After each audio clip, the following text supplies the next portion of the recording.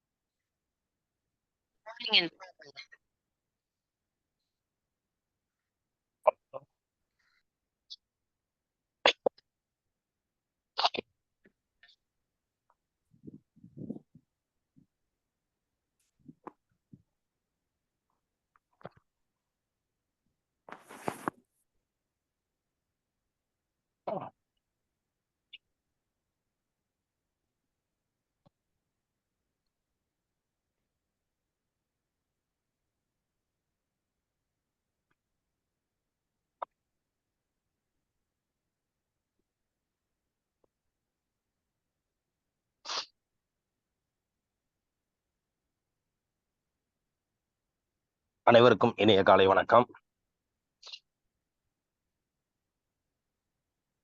கலைச்சக்கரம் 2 நிகழ்வின் இன்றைய சிறப்பு நிகழ்வு துவங்கப்பட உள்ளது. நிகழ்ச்சியை துவக்கி வைத்து வரவேற்பு நிகழ்த்த Rotary Club of Karaikal Film City சங்கத்தின் தலைவர் ரொட்டேரியன் குமரேசன் அவர்களை அன்புடன் கேட்டுக்கொள்கிறோம். நன்றி தலைவரே. அனைவருக்கும் ஆரோக்கிய காலை வணக்கம். ரோட்டரி மாவட்டம் 2981 மாவட்ட ஆளுநர் ரொட்டேரியன் செங்குட்டூர் அவர்களின் சிறிய Rotary Club of Karaikal Film City வழங்கும் காலைச்சக்கரம் 2.0.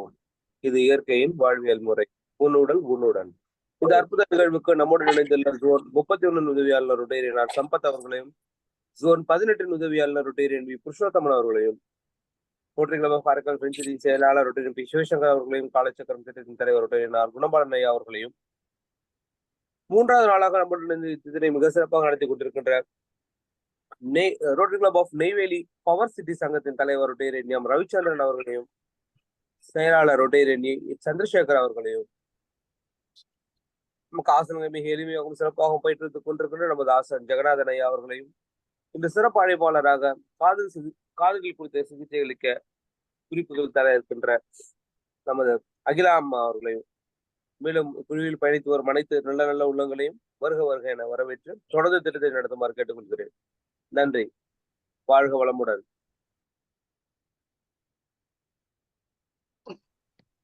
நன்றி நன்றி. வரவேற்பு நிகழ்ச்சிய தலைவர் அவர்களுக்கு நன்றி. நிகழ்ச்சியின் அடுத்த நிகழ்வாக ரோட்டரி இறைவணக்கம். ரோட்டரி இறைவணக்கம் வாசிக்க வருகிறார் Rotary Club of Neyveli Power City சங்கத்தின் செயலாளர் ரொட்டேரியன் சந்திரசேகர் அவர்கள்.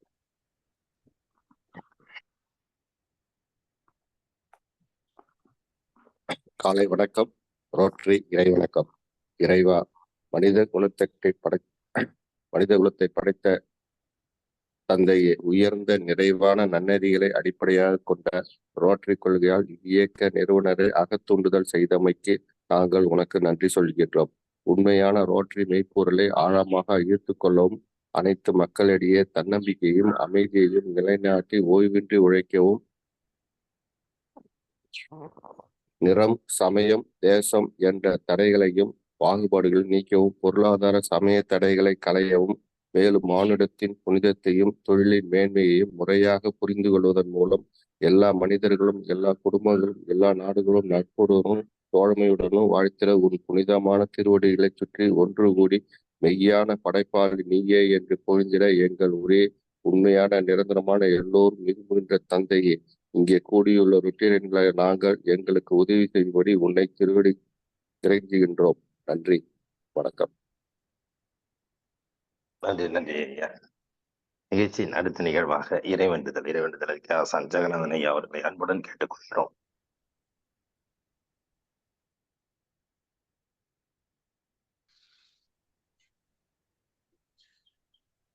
அனைவருக்கும் இனிய காலை வணக்கம். மண்ணும் நீ விண்ணும் நீ மறிகடல்கள் ஏழும் நீ என்னும் நீ எழுத்தும் நீ இசைந்த பன்னெழுத்தும் நீ. மண்ணும் நீ விண்ணும் நீ மறிகடல்கள் ஏழும் நீ என்னும் நீ எழுத்தும் நீ இசைந்த பன்னெழுத்தும் நீ. கண்ணும் நீ மணியும் நீ கண்ணுள்ளாடும் பாவை நீ நன்மை நின்ற பாதம் நன்னுமாறு அருளிடாய். கண்ணும் நீ மணியும் நீ கண்ணுள்ளாடும் பாவை நீ நன்மை நின்ற பாதம் நன்னுமாறு அருளிடாய். வாழ்க வளமுடன். நன்றி நன்றி ஐயா. அடுத்த நிகழ்வாக அடிப்படை வணக்கம். வைகரை துயிலெழு. அன்னைக்கு வணக்கம், தந்தைக்கு வணக்கம், ஆசான் அவர்களுக்கு வணக்கம். தந்தைக்கு வணக்கம், ஆசான் அவர்களுக்கு வணக்கம். வைகரை துயிலெழு. அன்னைக்கு வணக்கம், தந்தைக்கு வணக்கம், ஆசான் அவர்களுக்கு வணக்கம். வணக்கம் ஐயா, வெற்றி உறுதி. வணக்கம் ஐயா, வெற்றி உறுதி. வணக்கம் ஐயா, வெற்றி உறுதி. தன்னை சூழ்ந்ததெறி வெற்றி உறுதி. தன்னை சூழ்ந்ததெறி வெற்றி உறுதி. தன்னை சூழ்ந்ததெறி வெற்றி உறுதி. வாழ்க வளமுடன். நன்றி நன்றி ஐயா. அடுத்த நிகழ்வாக சூரிய வணக்கம் மற்றும் தொடர் ஆசன பயிற்சிகள்.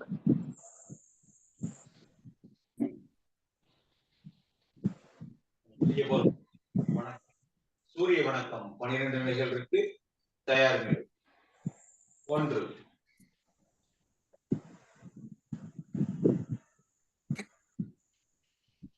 2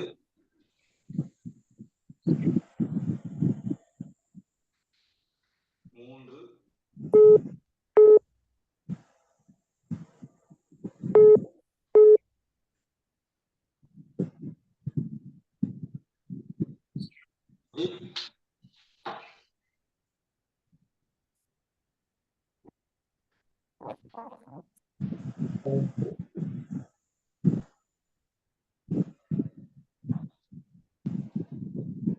6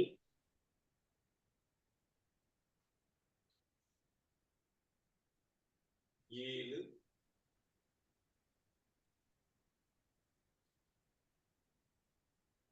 8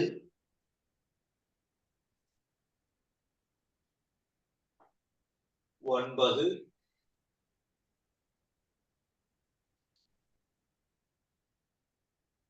10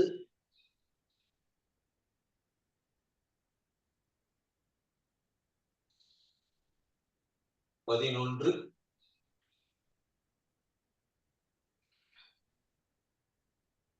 12.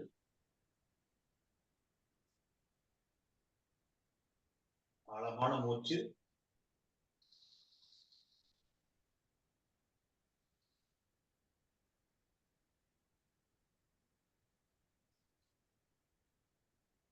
சூரிய வணக்கத்தின் பயன்கள். நரம்பு மண்டலம் வளமடைகிறது. இதய சம்பந்தமான தொந்தரவுகள் சரியாகிறது. மூட்டு வலி சரியாகிறது. இடுப்பு வலி குணமடைகிறது. அனைத்து உறுப்புகளுக்கும் ரத்தோட்டம் சீராக போய் வருகிறது. அடுத்த ஆசனம் கஷ்ட பாதங்குஸ்தாசனம். இரு கால்களை நல்லா உணிக்கிறோம். இடது கையில இடம் பிடிச்சிக்கிறோம். இடது காலை நல்லா ஊனி வலது காலை மெதுவா மேல தூக்குறோம்.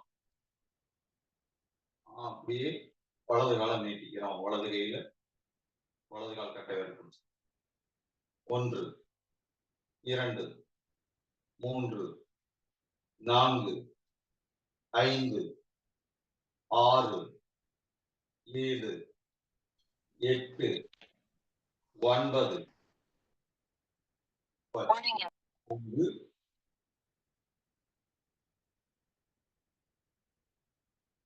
ஆழமான மூச்சு.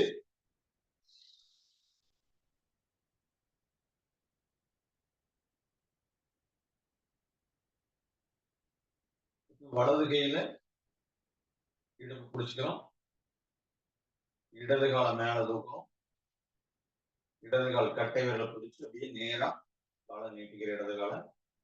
காலை நேராக இருக்கட்டும். 1, 2, 3, 4, 5, 6, 7, 8, 9, 10. ஓய்வு. ஒரு ஆழமான மூச்சு.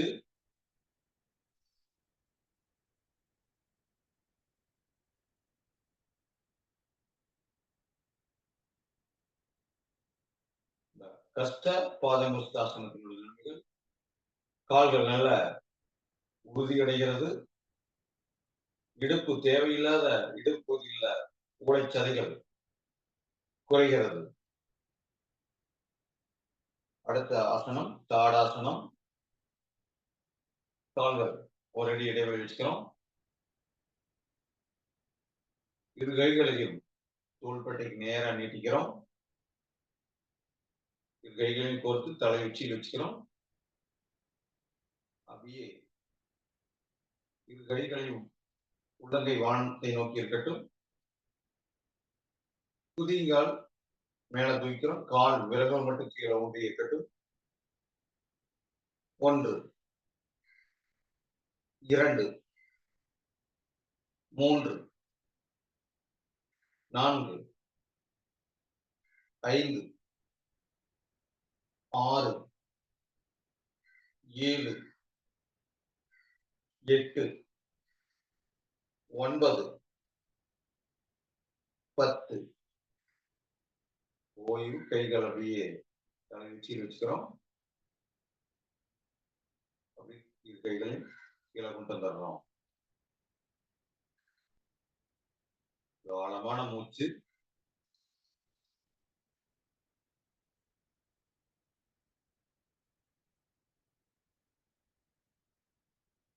இந்த தாடாசனத்தினோட நன்மைகள். நரம்பு மண்டலம் நல்ல பலமடைகிறது. தொந்தி கரைகிறது. கால்கள் நல்ல உறுதியடைகிறது. கழுத்து வலி தோள்பட்டை வலி சரியாகிறது.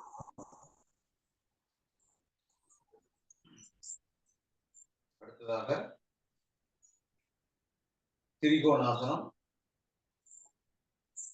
கால்கள் உங்களுக்கு தகுந்தமாறு அகலப்படுத்தி வச்சுக்கோங்க. நேராக இருக்கட்டும். கால் முட்டி மடங்கு கூட பயிற்சி செய்யறப்போ இரு கைகளையும் தோள்பட்டைக்கு நேராக நீட்டிக்கிறோம். வலதுபுறமாக வலது கையை பார்க்கிறோம். அப்படியே வலது கையை பின்னாடி கொண்டு போறோம். இடது கை வலது கால் இருக்கட்டும். உடம்பு இரு கால்களுக்கும் நடுவாக இருக்கட்டும். பார்வை கண்கள் நம்ம கை விரல்களை பார்த்திருக்கு. 1, 3, 4, 5, 6, 7, 8, 9, 10. ஓய்வு. அடுத்ததாக இடது கையை பார்க்கிறோம். இடதுபுறமாக திரும்புறோம். வலது கை இடது கால் பெருவர் நொட்டி இருக்கட்டும். இடது கை விரல்களை பார்த்துட்டே இருக்கோம். 1, 2, 3, 4, 5, 6, 7, 8, 9, 10. ஓய்வு.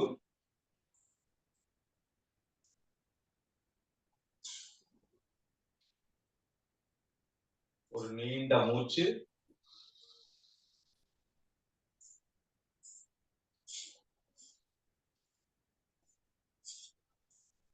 திரிகோணாசனத்தினோட பயன்கள். முதுகுத்தண்டு நல்ல திருகப்படுகிறது. இடுப்பு வலி, முதுகு வலி சரியாகிறது. கண் பார்வைத்திறன் அதிகரிக்கிறது. தேவையில்லாத இடுப்பு பகுதியில் உள்ள ஓலைச்சதைகள் குறைகிறது. அமர்ந்த நிலை உட்கட்டாசனம். முட்டை சேர்த்து வச்சுக்கிறோம். கைகள் நல்லா கோர்த்துக்கிறோம். கீழே பார்க்கிறோம். நல்லா மேல பார்க்கிறோம். வலதுபுறம், இடதுபுறம்.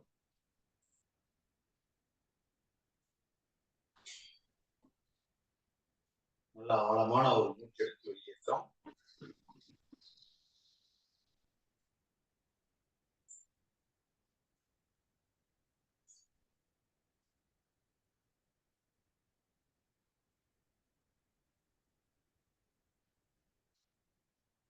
அடுத்ததாக வில்லாசனம். முதல் நிலை நல்லா குப்புறப்படுத்து. கைகள் முன்னாடி நிற்கிறோம்.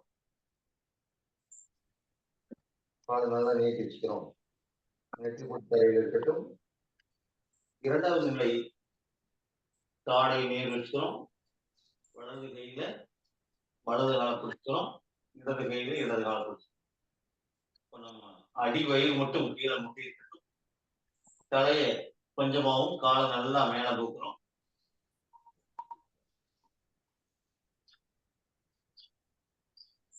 ஒன்று, இரண்டு, மூன்று, நான்கு, ஐந்து, ஆறு, ஏழு, எட்டு, ஒன்பது, 10. ஓய்வு. முதலையாசனம். வலது கை இடது பக்க தோள்பட்டை, இடது கை வலது பக்க தோள்பட்டையில் இருக்கட்டும். கால்கள் ஒரு 2 அடி இடைவெளி வச்சு மூச்சு காத்தியை கவனிக்கிறோம்.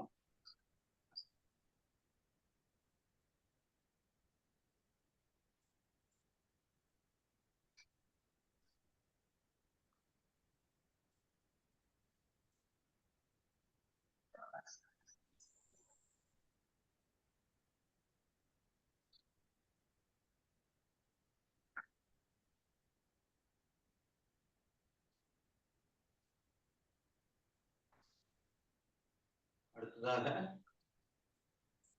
பறவையாசனம். கால் ஒரு அடி இடைவெளி இருக்கட்டும். கை ஒரு அடி இடைவெளி வச்சுக்கிறோம். கை முன்னாடி நிற்கிற முதல் நிலை. இரண்டாவது நிலை நம்ம அடிவயிறு மட்டும் கீழே முட்டி இருக்கட்டும். கால் 2 மேல தூக்குறோம். கைகள் 2 மேல தூக்குறோம். 1, 2, 3, 4, 5, 6, 7, 8, 9, 10. ஓய்வு.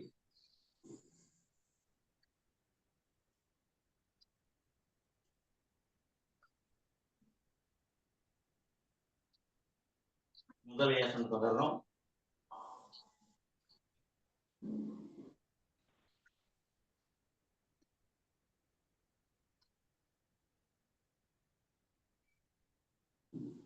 மூச்சு கதையை கவனிக்கிறோம்.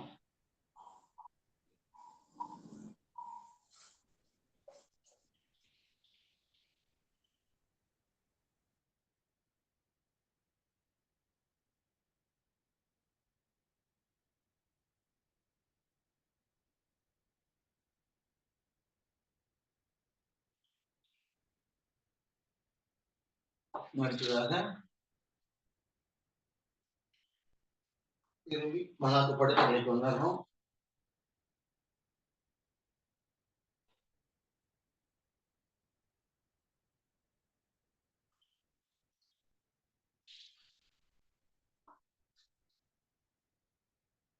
அடுத்த ஆசனம் கலப்பை ஆசனம். கலாசனம். கைகள் முன்னாடி நீட்டிக்கிறோம். முதல் நிலை. இரண்டாவது நிலை இரு கைகளையும் தொடையோட ஒட்டி வச்சுக்கிறோம். மூன்றாவது நிலை எந்த அளவுக்கு முடியுமோ அந்த அளவுக்கு நீங்க ஆசனம் செய்யுங்க போதும். ரொம்ப கழுத்து வலி இருக்கிறவங்க பயிற்சி செய்ய வேண்டாம். மெதுவா காலை மேல தூக்குறோம்.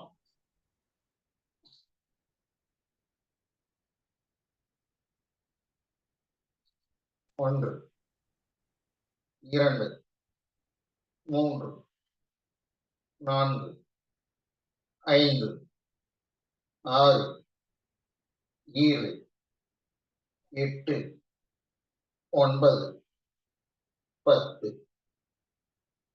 ஓய்வு.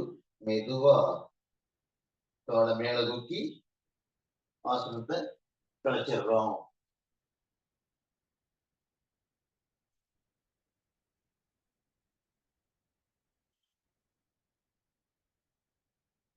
ஒரு நீண்ட மூச்சிற்கு மெதுவா வெளியேற்றோம்.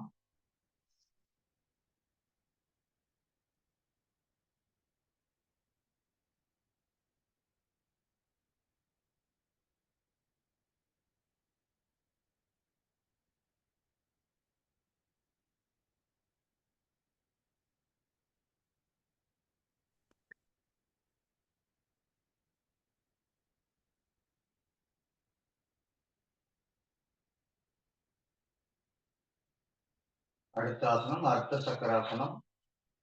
கால்கள் இரண்டையும் தொடையோட ஒட்டி வச்சுக்கிறோம். இரு கைகளையும் கணுக்கால பிடிச்சுக்கிறோம். நம்ம தோள்பட்டை, கழுத்து பகுதி, தலைப்பகுதி கீழே முட்டி இருக்கட்டும். நன்றாக இடுப்பு பகுதியை நல்லா மேல தூக்கிறோம். 1, 2, 3, 4, 5, 6, 7, 8, 9, 10. ஓய்வு. கைகள் தலைக்கு பின்னாடி நீட்டிக்கிறோம்.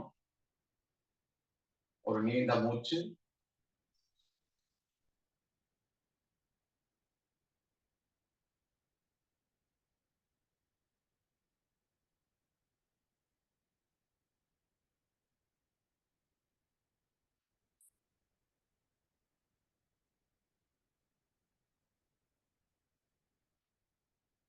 அடுத்ததாக பவனமுக்தாசனம். குதிங்காலையும் பெருவலையும் சேர்த்து வச்சுக்கிறோம். கால் முட்டி இரண்டையும் சேர்த்து வச்சுக்கிறோம். கைகள் இரண்டையும் முட்டியிலிருந்து கொஞ்சம் தள்ளி வச்சுக்கிறோம். தலைய எந்த அளவுக்கு முடியுமோ அந்த அளவுக்கு நம்ம மேல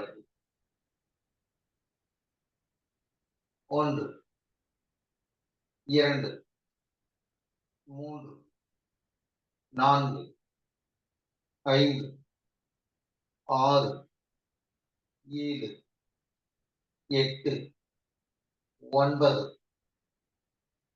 10. ஓய்வு. மெதுவா தலையை கீழே வச்சுக்கிறோம். அப்படியே மெதுவா இருந்த நிலைக்கு கொண்டு போயிடலாம். கைகள் இரண்டையும் தலைக்கு பின்னாடி நீட்டிக்கிறோம். ஒரு நீண்ட மூச்சு.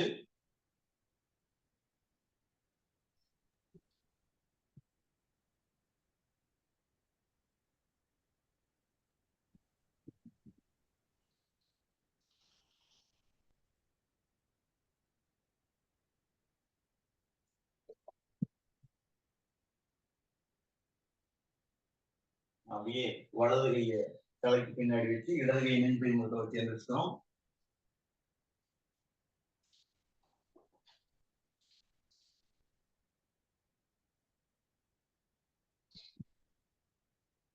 நம்ம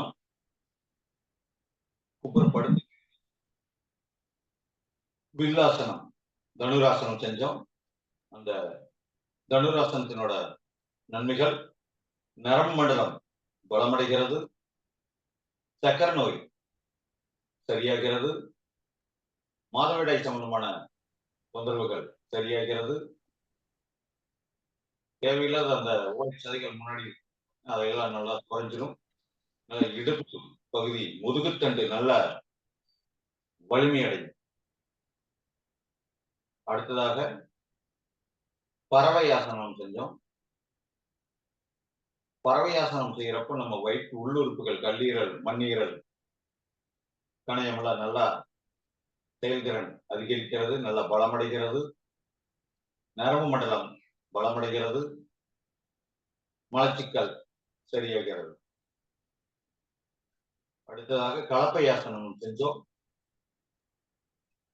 கலப்பை ஆசனத்தோட நன்மைகள் இளமை. எப்பவுமே நாம தொடர்ந்து செய்யறப்போ நம்மளோட இளமை மேம்படும், மலச்சிக்கல் சரியாகும், பல்வேறு நன்மைகள் கொண்டது அந்த கலப்பை ஆசனம். அடுத்ததாக நம்ம அர்த்த சக்கராசனம் செஞ்சோம். அர்த்த சக்கராசனத்தோட நன்மைகள் இடுப்பு வலி, முதுகு வலி குணமடையும். நிறைய பார்த்தீங்கன்னா இடுப்பு வலி இருக்கிற தொந்தரவுகள் அதிகம் பேர் இருக்கிறாங்க. தொடர்ந்து இந்த ஆசனங்கள் செய்யறப்போ இடுப்பு வலி நல்ல குணமடைஞ்சிடும், முதுகுத்தண்டு நல்ல பலமடையும். அடுத்தது பவனமுத்தாசனம் செஞ்சோம். அந்த பவனமுத்தாசனம் செய்யறப்போ மலச்சிக்கலை போகக்கூடிய ஒரு முக்கியமான ஆசனம் இந்த பவனமுத்தாசனம். கெட்ட காற்று வெளியேற்றப்படுகிறது, நல்ல மலக்குடல் நல்ல சுத்தமாயிரும். தொடர்ந்து ஆசனங்கள் செய்து உடலினை உறுதிப்படுத்துவோம். மூச்சு பயிற்சி, தியானம் செய்து மனதினை சீர்படுத்துவோம். அருட்பெரும் ஜோதி, அருட்பெரும் ஜோதி, தனிப்பெருங்கருணை, அருட்பெரும் ஜோதி. இந்த திட்டத்தினை சிறப்பாக நடத்தி கொண்டிருக்கும் அனைத்து ரோட்டரி சங்கங்களுக்கும் மற்றும் திட்ட தலைவர் குணபாலன் ஐயா அவர்களுக்கும் மற்றும் தலைவர் குமரேசன் ஐயா அவர்களுக்கும் மற்றும் அனைத்து ரோட்டரி சங்கங்களுக்கும் நிகழ்ச்சியில கலந்து கொண்ட அனைத்து அன்பர்களுக்கும் நன்றி, வணக்கம். நன்றி ஐயா. இன்றைய காலை வேளை நமக்கு அற்புதமாக சூரிய வணக்கம் மற்றும் தொடர் ஆசன பயிற்சிகள் அளித்து சிறப்பித்த ஆசான் ஜெகநாதன் ஐயா அவர்களுக்கு நெஞ்சார்ந்த நன்றிகளையும் வாழ்த்துக்களையும் தெரிவித்துக் கொள்கிறோம். நன்றி ஐயா. நிகழ்ச்சியின் அடுத்த நிகழ்வாக ஹீலர் பாஸ்கர் ஐயாவின் தினம் ஒரு சிந்தனை ஆடியோ மூலம் கேட்க.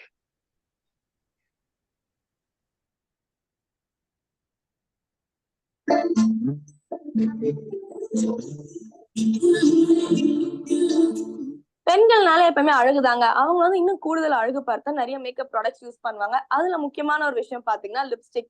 சோ ஒரு பொண்ணு தன்னோட லைஃப் டைம்ல பாத்தீங்கன்னா 5 years யூஸ் பண்ற ஒரு லிப்ஸ்டிக் எவ்வளவு பெருசா இருக்குன்னு பாத்தீங்கன்னா அவங்க ஹைட்டோட அதிகமா இருக்குமா. சோ இந்த இன்ட்ரெஸ்டிங்கான ஃபேக்டோட வாங்க அடுத்த செக்மெண்ட் போலாம். நம்ம அன்றாடம் பயன்படுத்துற பொருட்கள்ல நிறைய மெடிசினல் வேல்யூ இருக்குன்றத சொல்றதுக்காக ஒரு சூப்பரான கெஸ்ட் வந்திருக்காங்க. வாங்க பாக்கலாம். இது மருந்தில்லா மருத்துவம்.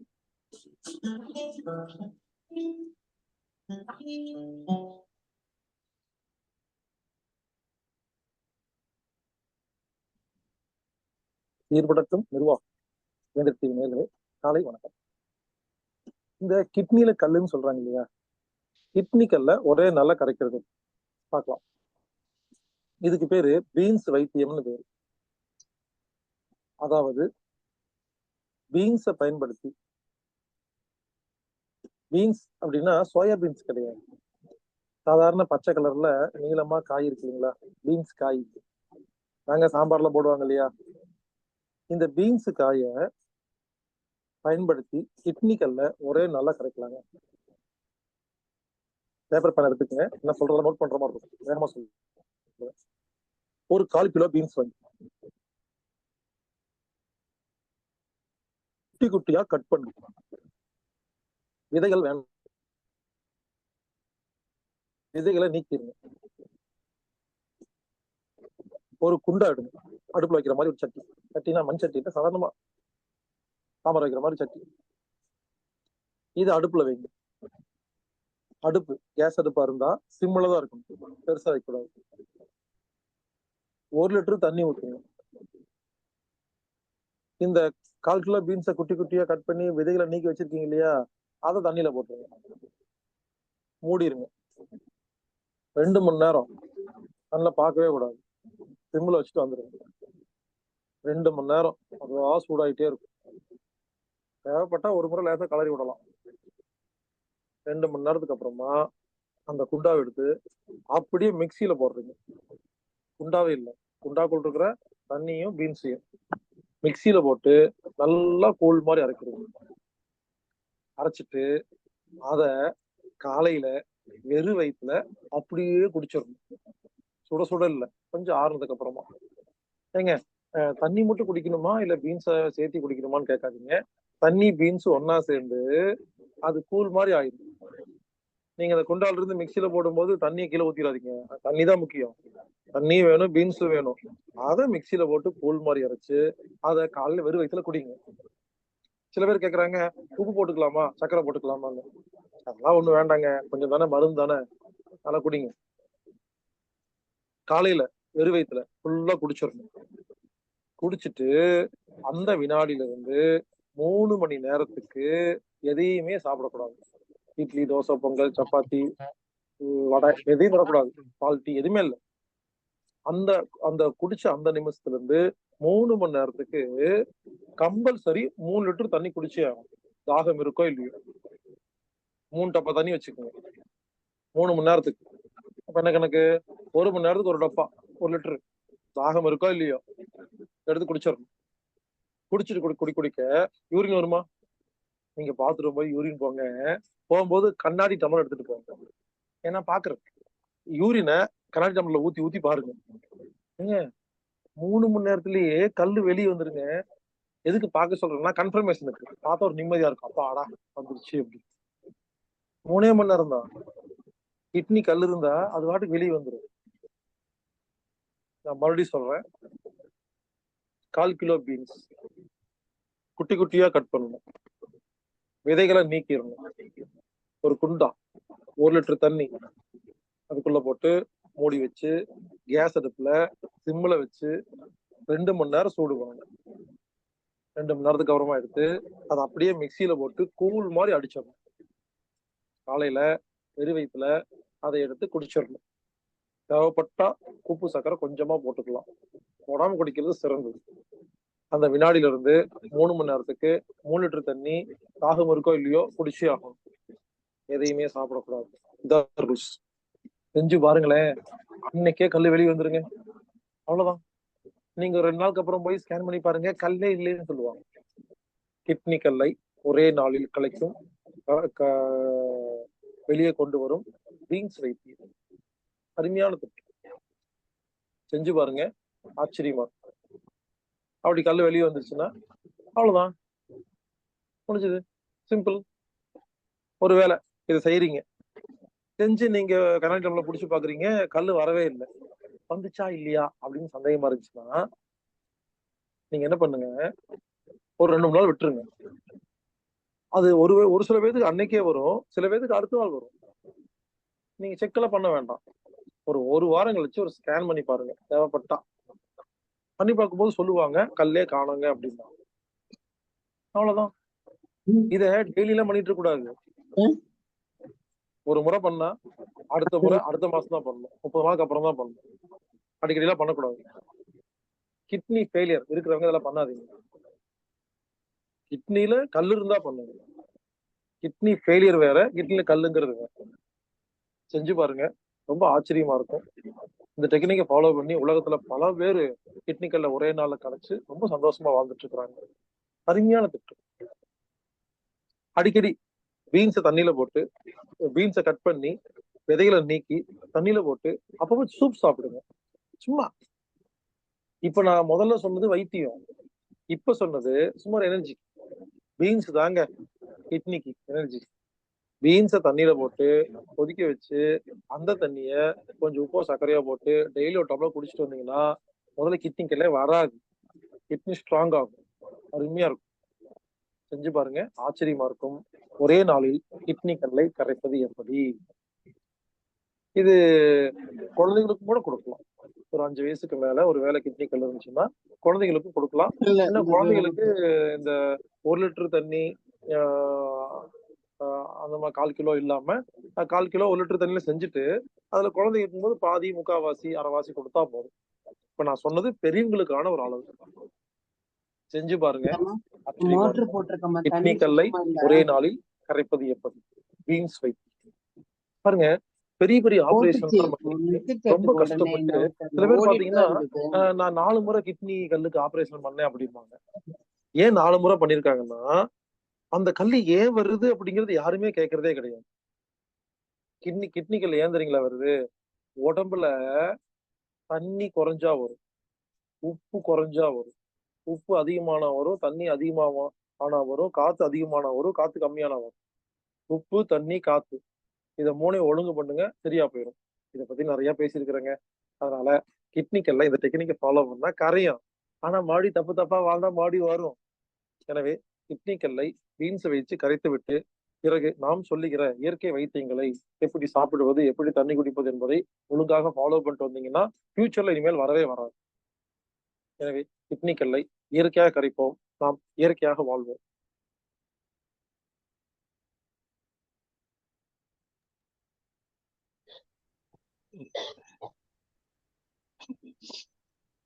நன்றி ஐயா. இன்றைய சிந்தனை அளித்து சிறப்பித்த ஹீலர் பாஸ்கர் ஐயா அவர்களுக்கு நெஞ்சார்ந்த நன்றிகளையும் வாழ்த்துக்களையும் தெரிவித்துக் கொள்கிறோம். நிகழ்ச்சியின் அடுத்த நிகழ்வாக இன்று நமக்கு சிறப்பு விருந்தினராக கலந்து கொண்டு சிறப்பிக்க இருக்கும் இயற்கை மருத்துவர் அகிலா மேடம் அவர்கள் காது சம்பந்தமான அனைத்து பிரச்சனைகளுக்கும் எளிய முறையில் இயற்கை மருத்துவத்தை தீர்வு என்பதை பற்றி அற்புதமாக விளக்கம் அளிக்க காத்துக் கொண்டிருக்கிறார்கள். மற்றும் நமக்கு 3 நாட்கள் சிவசைலத்தில் நேரடி நிகழ்வில் கலந்து கொண்டு அனைவருக்கும் அற்புதமாக பல்வேறு விளக்கங்களையும் சிறப்புகளையும் தன்னுடைய அனைத்து விதமான கருத்துக்களையும் நமக்கு அளித்து அற்புதமான ஒரு நிகழ்வை ஏற்படுத்தி கொடுத்தார்கள். இந்த தருணத்திலே அவர்களுக்கு நெஞ்சார்ந்த நன்றிகளையும் வாழ்த்துக்களையும் தெரிவித்துக் கொண்டு அவருடைய அந்த அனுபவ உரையையும் நமக்கு இந்த நேரத்திலே ஒரு சிறு உரையாக ஆற்றி இந்த நிகழ்ச்சியை சிறப்பித்து தருமாறு அன்புடன் கேட்டுக்கொள்கிறோம். எல்லோரும் எல்லா வளமும் பெற்று இன்புற்று வாழ எல்லாம் வல்ல இறைவனை பிரார்த்திப்போம். அனைவருக்கும் இனிய காலை வணக்கம். நான் பேசுறது கொஞ்சம் ஹார்டா இருக்கும், வாய்ஸ் அட்ஜஸ்ட் பண்ணிக்கோங்க. இன்னைக்கு நம்ம பார்க்க போறது காது சம்பந்தப்பட்ட பிரச்சனைகள் பார்க்க போறோம். நோய் பிரச்சனைகள் இப்படி பேசினாலே நெகட்டிவ் தான். ஆனா என்ன பண்றதுங்க, நம்ம சொன்னா தானே தீர்வு கிடைக்கும். முடிஞ்ச வரைக்கும் தீர்வுகளை பத்தி பார்ப்போம். காது அப்படிங்கிறது ஐம்புலன்கள்ல மிக அற்புதமான ஒரு உறுப்பு. இந்த உறுப்பு பிறவியில சில குழந்தைங்களுக்கு பிறவியில இருந்தே பாதிக்கப்படுது அப்படின்னா காரணம் குழந்தை கிடையாது, குழந்தையினுடைய தாய் சரியா தண்ணி குடிக்கலையா அப்படிங்கிறத விட சரியா சிறுநீர் கழிக்கல, அடக்கி வச்சு நம்மளுடைய தாய் கர்ப்ப காலத்துல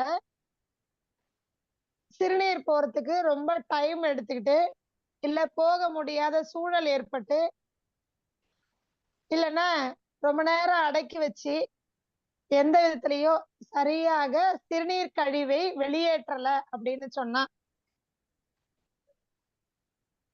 பிறவியிலேயே குழந்தையினுடைய செவித்திறன் பாதிக்கும்.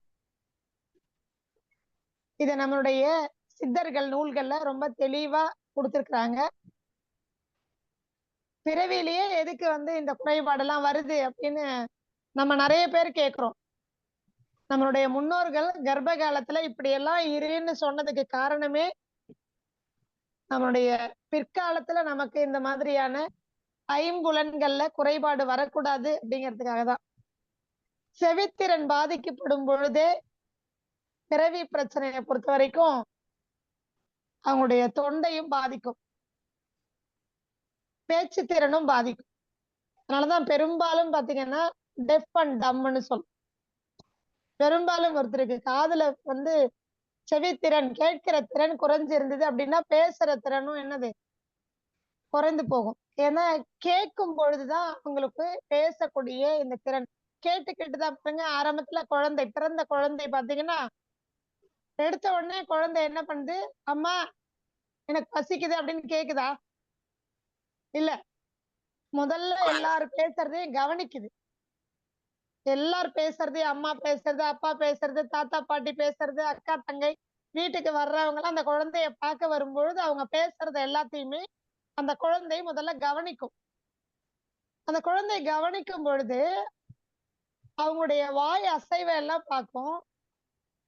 அவங்க பேசுற அந்த எக்ஸ்பிரஷன் எல்லாம் பார்க்கும். அது தெளிவா அது உள்வாங்கி செவியினுடைய வழியாக அது நல்லா உள்வாங்கி அதுக்கப்புறம் அது என்ன பண்ணும்னா ஒரு சவுண்ட் விட்டு அப்படியே ஆரம்பிக்கும். அது சவுண்ட் விடும் பொழுது மத்தவங்க பேசின மாதிரி இல்ல, அவங்களும் வாய் அசைக்கிறாங்க, நம்மளும் வாய் அசைக்கிறோம், ஆனா அந்த மாதிரி இல்லையேன்னு இயற்கையிலேயே அந்த குழந்தை பேசுறதுக்கு வாய் வழியா பேசி நமக்கு புரிய வைக்கிறதுக்கு கொஞ்சம் கொஞ்சமா ஆ ஆ தா பான்னு ஆரம்பிக்குது பாருங்க. சோ செவிக்கும் அந்த வாய்க்கும் ஸ்பீச் ஆர்கன் உள்ள இருக்கு. பேசக்கூடிய திறனை கொடுக்கக்கூடிய சவுண்ட் பாக்ஸ் நமக்கு இருக்கு, பக்கத்திலேயே இருக்கு, அதுக்கு பின்பக்கமா இருக்கு.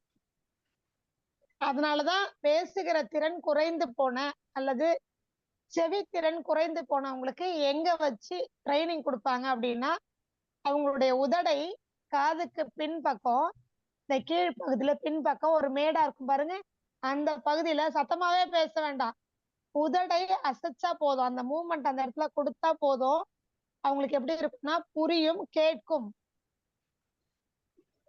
புரியுதுங்களா? இது நீங்க பல மோட்டிவேஷன் ஸ்பீக்கர்ஸோட புக்ஸ்ல எல்லாம் பாத்தீங்கன்னா தெரியும். அப்படியே கொஞ்சம் கொஞ்சமா அந்த அசைவை கொடுத்து பேசி பேசி அவங்க என்ன பண்ணுவாங்க அப்படின்னா ரொம்ப மெல்ல அசைவை கொடுத்து பேசி என்ன பண்ணுவாங்கன்னா அந்த பாக்ஸ் வழியா அவங்களுக்கு புரிய வைப்பாங்க. அப்போ செவித்திறனும் ஒரு ஸ்டேஜுக்கு அப்புறமா என்ன ஆகும், அட்லீஸ்ட் ஒரு இயர் இன்ஸ்ட்ருமெண்ட் வச்சா கூட அவங்க என்ன ஆகும், கேட்க ஆரம்பிக்கும். பிறவியிலே சுத்தமா கேட்காதவங்களுக்கு இந்த மாதிரி நம்ம ஸ்பீச் தெரப்பி கொடுத்து டம் தெரப்பின்னு சொல்லுவாங்க. அதாவது காதுல இருக்கக்கூடிய அந்த கேட்கும் திறன் அது வழியா அவங்க பேச சொல்லி கொஞ்சம் கொஞ்சமா பிராக்டிஸ் கொடுப்பாங்க. சரி, நம்ம காரணம் சொல்லிட்டோம். ஒண்ணு, பிறவியிலேயே செவித்திறன் குறைவுக்கு காரணம் அல்லது பேசுவதில் குறைபாடு ஏற்படுறதுக்கு முக்கியமான காரணம் கர்ப்ப காலத்துல ஒரு தாய் சிறுநீர் கழிப்பதுல தொந்தரவு இருந்தா, கழிக்காம இருந்தா, ரொம்ப நேரத்துக்கு ஹோல்ட் பண்ணியிருந்தா, வலி ஏற்படும் அளவுக்கு அடக்கி வச்சிருந்தா. இதனாலதான் முன்னோர்கள் சொன்னாங்க மாசமான பொண்ணு ரொம்ப தூரத்துக்கு டிராவல் பண்ணக்கூடாது, கடலை கடந்து போக கூடாது. ஏன்னா 1/2 மணி நேரத்துக்குள்ள போயிட்டு வர்ற மாதிரி இருக்கணும். 1/2 மணி நேரத்துக்கு மேல ஆச்சுன்னா அந்த யூரினரி பிளாடர்னு சொல்லக்கூடிய சிறுநீர் பையில சிறுநீர் தேங்கிடும், அதை வெளியேற்றணும். நம்ம பெண்கள் வெளியில பெரும்பாலும் என்ன பண்ண மாட்டோம், அவசர ஆத்திரம்னா கூட அடக்கி வச்சுட்டு வீட்டுக்கு தான் போறது. அப்ப என்ன ஆகும், ஏற்கனவே கர்ப்பப்பை விரிவடைஞ்சிருக்கு, இதுல சிறுநீர் பையும் விரிவடையும் பொழுது ஒரு அழுத்தம் குழந்தைக்கு போகக்கூடிய அந்த கர்ப்பப்பையில போகக்கூடிய ரத்த குழாய்கள்ல ஒரு அழுத்தம், சுத்த ரத்தம் கெட்ட ரத்தம் ரெண்டுமே உள்ள போய் வெளியில வரக்கூடிய அந்த ரத்த குழாயில அழுத்தம் ஏற்படும் போது பர்டிகுலர்லி இப்படி கண்டினியூஸா அடிக்கடி நீங்க டிராவல் பண்ணி 1/2 மணி நேரத்துக்கும் மேல உங்களுடைய சிறுநீர் பையில சிறுநீரை தேக்கி வைத்திருக்கும் பொழுது கர்ப்பப்பையில போகக்கூடிய ரத்த நாளங்கள் அழுத்தம் ஏற்படும். ரத்த நாளங்கள்ல கர்ப்பப்பையில குழந்தைக்கு போகக்கூடிய ரத்த நாளங்கள்ல அழுத்தம் ஏற்படும்.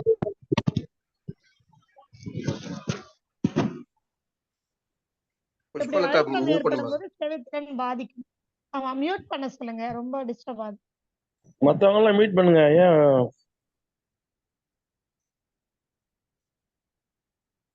ரத்த நாளங்கள்ல அழுத்தம் ஏற்படும் போது குழந்தைக்கு பர்டிகுலர்லி என்ன ஆகும் அப்படின்னா ஐம்புலன்கள்ல தான் போகக்கூடிய ரத்த ஓட்டங்கள்ல பாதிப்பு ஏற்படும்.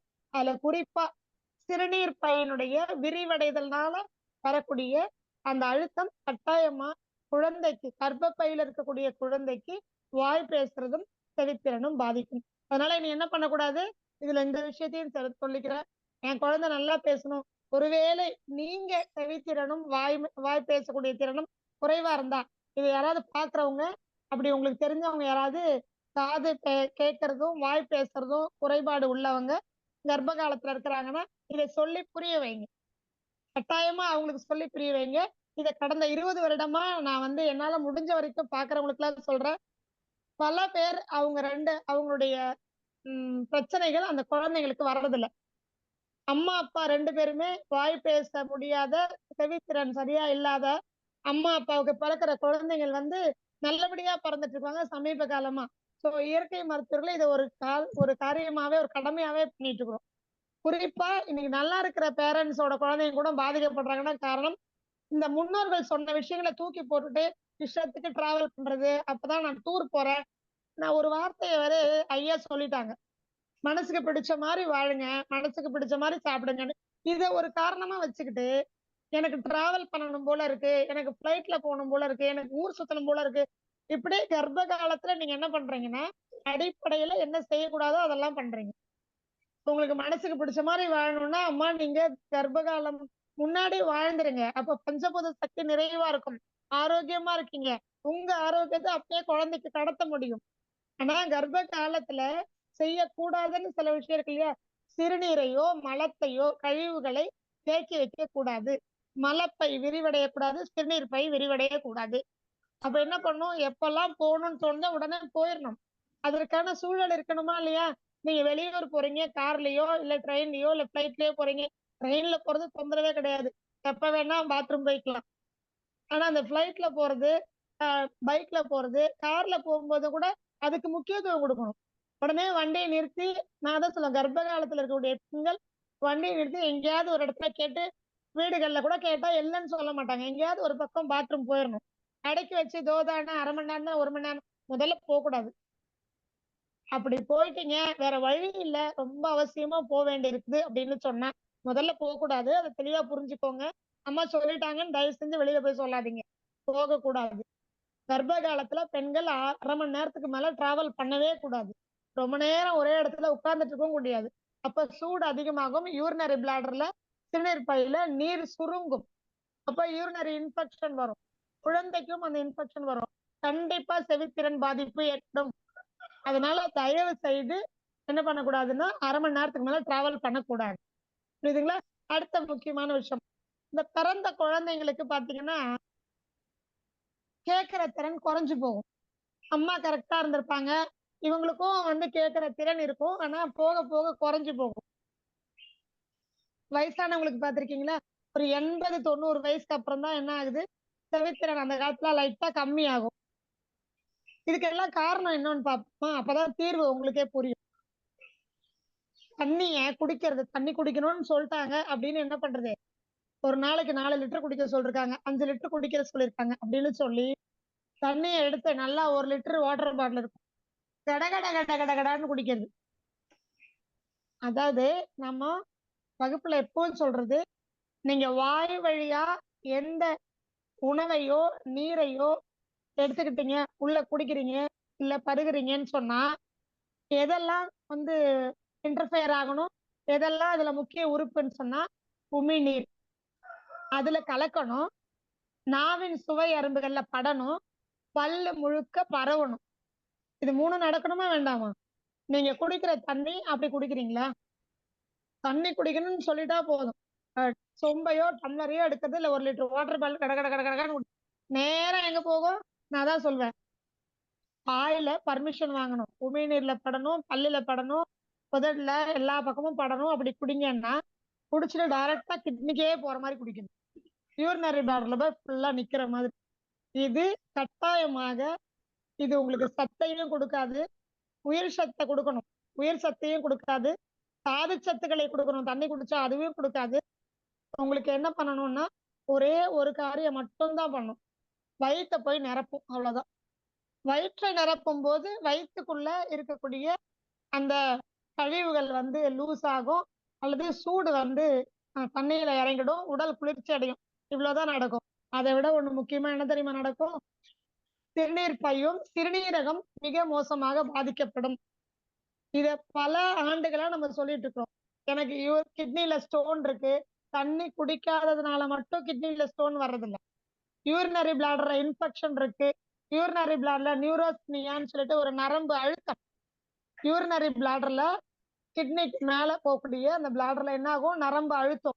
இதுக்கு காரணம், இதுக்கு எல்லாமே காரணம். அதுக்கப்புறம் சிறுநீரகம் பாதிக்கப்படுறது, யூரியா கிரியாட்டின் லெவல் மாறுபடுறது, யூரிக் ஆசிட் டெபாசிட் ஆகிறது. இது எல்லாத்துக்கும் காரணம் நீங்க குடிக்கிற தண்ணி குடிக்கிற முறை. அதை மட்டும் சரி பண்ணுங்க. அப்போ தண்ணியை நம்ம எப்படி குடிக்கணும்? பருகணும். பருகணும்னா என்ன? வாயில எல்லா உறுப்புகளையும் படணும். உதட்டுல படணும், நாக்குல படணும், பல்லுல படணும், உமிழ்நீரோட கலக்கணும். பர்மிஷன் இல்லாம உள்ள போக கூடாது ஒரு பொருள் கூட. அப்ப எப்படி குடிக்கணும்? ஒண்ணு சப்பி சப்பி காஃபி டீ குடிக்கிறீங்கல்ல, அப்படி வாய் வச்சு முதல்ல ஒரு வாய் ஃபுல்லா எடுத்துக்கோங்க. அப்படியே ஒரு கொப்பளிக்கணும். ஐயா குடிக்கும் போது பார்த்திருப்பீங்க, எந்த சூழல்லையும் மறந்து கூட குடிக்க மாட்டாங்க. அவங்களுக்கு அது அப்படியே பல ஆண்டுகளா அப்படியே பழகிடுச்சு. அப்போ குடிக்கும் போது பாத்தீங்கன்னா வாய் ஃபுல்லா கொப்பளிக்கணும். அப்படியே சும்மாவாது வச்சுட்டு அப்புறம் என்ன பண்ணணும்?